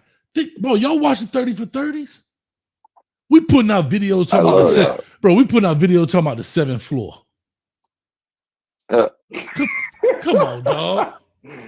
Oh, like, Coach, you gotta love me though, Coach. We did some stuff. I agree. I'm not mad. I'm not mad at it. I'm just saying you asked why. We were unique. We did our own thing. I agree with you, but when you ask why, this is why you got attacked. You got too flashy. You went against the establishment, right? Nick Saban, they mad we wasn't like Notre Dame or Penn State. They want us to have that image. Exactly. Thank you. Exactly. They attacked us because we was beating up them big schools, Coach. And we was doing not only that we attacking. No, sir. Not only that you beat them up, yes, But hold on. Not only that you We're beat them bragging up, about I it. want to say something else, but I ain't gonna say it on Coach. sir, you want to beat them up. You beat them up. Yes, you're right. But you also, And we ain't show no class. bro, like school on Saturday, no class, dog. We ain't had none. Bro, the coach out there getting stuff tossed on him. He acting a fool, right? I'm just saying, it's what made the crib and what made people fall in love with you. But you became the villain. That's the thing. I'm talking about we won that Texas game, and coach said he felt like he lost the way they were talking to him afterwards. Yeah. We could never go back to that style. That could never go over again. Like we could never go back to that again. Yeah, we could never go back to that style again. You became the villain, They dog. called us thugs back then. Come on, think about it. Convicts versus Catholics. Bro. Yeah, oh, that's gonna be the title. Come on. That was more of a race thing. It's right behind your left shoulder, Sir, coach. it may have Man, that was more of a race thing. Listen, it could have been a race thing. I'm not saying it wasn't. But Yeah, but you know what? race thing, It was a race thing. Listen, ain't no could have been. It was. That, man. Listen, but y'all Call us convicts, bro. okay. All right. Think about that for a minute. They call us convicts. Dog, I hear you. Yeah, I'm not disputing that. But dog, you out here. Okay. All right. You right. I ain't finna argue with that. Because what I'm trying to tell you is the way you doing stuff, you out here like a dog humping the ground and stuff after you done tackle the dude. I'm just telling you, you didn't make your image better. That's it. I'm not mad at it. I loved it. That's what made the crib. That's what made the you. But also understand. But coach, like I said, it's like the free. Let him speak, man. Let him speak. Hold on, I can't say it on your show. I got you. You can listen. You got to realize the type of players that they were recruited back then and where they got those players from. Sir, do you know what I'm trying to get to? I understand that, but guess what? Notre Dame had the same dude. They had a bunch of dudes from Florida too. People like Notre Dame had altar boys on their team. And I think that's why they were targeted behind it like that too. And so I think it was a race thing. I really believe it was a race thing. It was, right? But what I'm telling you is it was. You made it easy to do that because why? You made that easy. Another thing, those guys were talented and they were kicking those other school asses and they didn't like that. That really pissed them off. They were like, "Oh no, we're going to be losing to these. We're going to be losing to these guys like this." Yeah, you see what I'm saying? And they don't like that mentality, right? Think about it. What do they always say? Look, we play a gladiator sport, but what do they want you to do? Fall in line, huh? Have class. Exactly. Right? Yeah. Think about it. When I told LeBron, shut up and dribble, shut up and throw the football. Yeah, but it's the same thing. Have class. Shake hands after the game. You in a gladiator sport. But Miami wasn't following that rule. Whatever. And you making the image of college football look a certain way.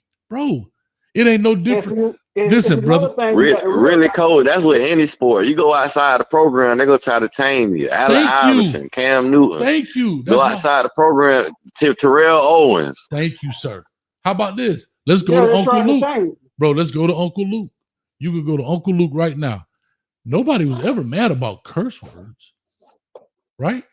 Nobody cared that you used the N-word in your music. What was the problem?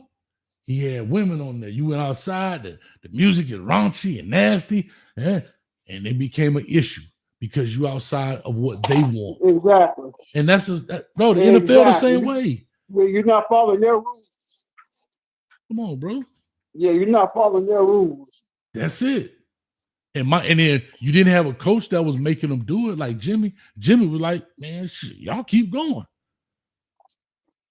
Exactly. You winning too? Come on. Y'all keep going. So then when you talk about what Nick Saban them, everybody know they was cheating. Everybody cheating. Everybody, bro, they talk about the Pony Express. They talk about at University of Florida what Emmitt Smith and them had. Come on, bro. We know how that go. Bro, I'm still trying to kill this damn fly. Yeah, I just say I'm not a Nick Saban fan. I'm a Nick Saban fan. I'm not. I can respect his. Fan at all. I'm not a Nick Saban fan. I'm not a Florida fan. I don't like nothing about Florida. None of that. You know, the only thing about Florida I like is I like Tim Tebow. I like Tim Tebow as a person. Dang, Coach, I couldn't find the end button on my phone fast enough when you said that. Damn. I'm just being honest, dog. I couldn't stand Tim Tebow, Coach, but I respected that defense they had that year. Listen, you know why I respect Tebow? That defense was biting. Bro, when Tebow came out, Coach, I couldn't find my slap button. Just slap yourself for that, Coach. All right, my bad. Ah, shit. Slap me, Coach, because I said that defense was biting. Slap DP too. Both y'all deserve a slap for that. No, the only thing I'm gonna say, and I'm getting out of here, man. I've been on here 2 hours 49 minutes. All right, I'm getting out of here. The only thing I'm gonna say is the reason I did like I did was because I love in sport when somebody said they're gonna do something, they do, and that dude said you're gonna find another team, work harder, blah blah blah, and they went and won the Natty, dog. Like I understand Miami, but I can't overlook my love for the game and what that means. You get what I'm saying? I'm not talking about his play, his throwing. I'm just talking about for a dude to say that after that loss. Was the Ole Miss, wasn't it? It was a loss to Ole Miss. And to come out and win it, actually win the Natty, dog. Man, come on, DP. Come on, you got to give me a little something with that, no? Man, it ain't me. Tebow was a hell of a fine college football player. I'm just a Tebow hater. That's all, Coach. It's just a me thing. Coach, you sound kind of excited behind that, Coach. You deserve another slap. Coach, slap yourself again. I was so happy when he lost against Bama, and them boys was acting like they were wrapping up a gator. They were wrapping up the gator chunk. I was happy. Tebow was crying. I was excited. Yeah, nothing wrong with that. Tebow hater. Coach, y'all get too excited. Hold up, DP deserve another slap. Hold up, y'all get too excited. I deserve a slap because I was excited he lost. I was happy he lost. I thought you said win. Hold on, let me slap you then. I was excited when Bama had whooped them boys. They act like they were wrapping up the chalk with the tape. Man, listen up. This is what I'm about to do. I'm gonna slap this. When he was crying. Listen. Yeah, when he was crying, I was so excited. Oh yeah, I love that. Well, listen, y'all. I'm finna go slap this fly because he killing me right now. He been winning all night. Dog, his job killing me. Bro, that because he's flying to this light right here and he's sitting on the light. He's sitting on the screen. It's driving me up the damn wall, bro. But listen, man, on the real note, man, I appreciate y'all, man. As always, Canes, man, y'all always come through. These shows be so much fun. Dog, I appreciate y'all for listening, man, hanging out, making it happen. DP as always. Y'all, DP, man, let the people know where they can find you. You can come find me at Daryl Page Talking Sports with DP, man. I'm talking about them NBA playoffs right now. Come show love, my dog. Thank you, Coach Hayes. No problem. I know Baby Gravy in this mug, a.k.a. the producer, a.k.a. Ellen MVP. She may throw it up there in a second so y'all can see what the link is before I go ahead and close out, possibly. Well, let me ask you, DP, who gonna win in the NBA this year? The NBA, I don't know. It's a tough race in the West this year, man. They got some teams over there that's deep, but the East, more than likely, the Celtics gonna come out the East. What you think? What about Golden State? Think Golden State gonna win it in the West? They got a chance, but it's deep right now. They got a chance because you got LA with LA Clippers, that is, with Kawhi, and then you got LeBron and Luka, and then you got the Young Gunners and OKC. Them boys turning up, and then you got Denver. Well, y'all do me a favor. Y'all head on over to Talking Sports with DP, and y'all can talk about the West, the North, the South, the Bloods, the Crips. I don't give a damn what y'all talking about, but I'm finna go kill this damn fly. And King Kyle, right, real quick, Baby Gravy, she has dropped. I don't know how long I can call you Baby Gravy, dog. I don't know, babe. We got to talk about this, LMB. I need to hit you Baby on the back. Gravy. Oh, that's why I ain't know who that was. Yeah. I'm scratching my head here. Y'all, Million Man March. I don't know what's going on, but here's what I'm gonna say. The link is dropped right there, so y'all go flip over to the page right quick. And King Kyle says, "What happened to the Oracle?"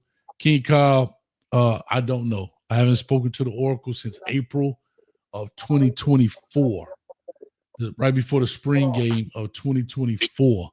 So it's been a year, and I'm still got love for her. and I don't know what's happening. Hope to God she just mad at me and don't want to speak to me. That's my hope. That's my hope. I can live with that. But to give us some love, we're going to go out on her note. This is the Oracle, y'all. Canes, as always, baby. Throw them U's up. Let's get the obvious stuff out of the way. We're all here to do what we're all here to do. Because you didn't come here to make the choice. You've already made it. You're here to try to understand why you made it. I thought you'd have figured that out by now. Much love to the Oracle. Not sure what she is or what she's doing. But the Oracle is, a.k.a. Miss Cynthia Wilcox. Much love to her and the family. If anybody know where she is, please email me at coachhatesfootball@gmail.com. Peace.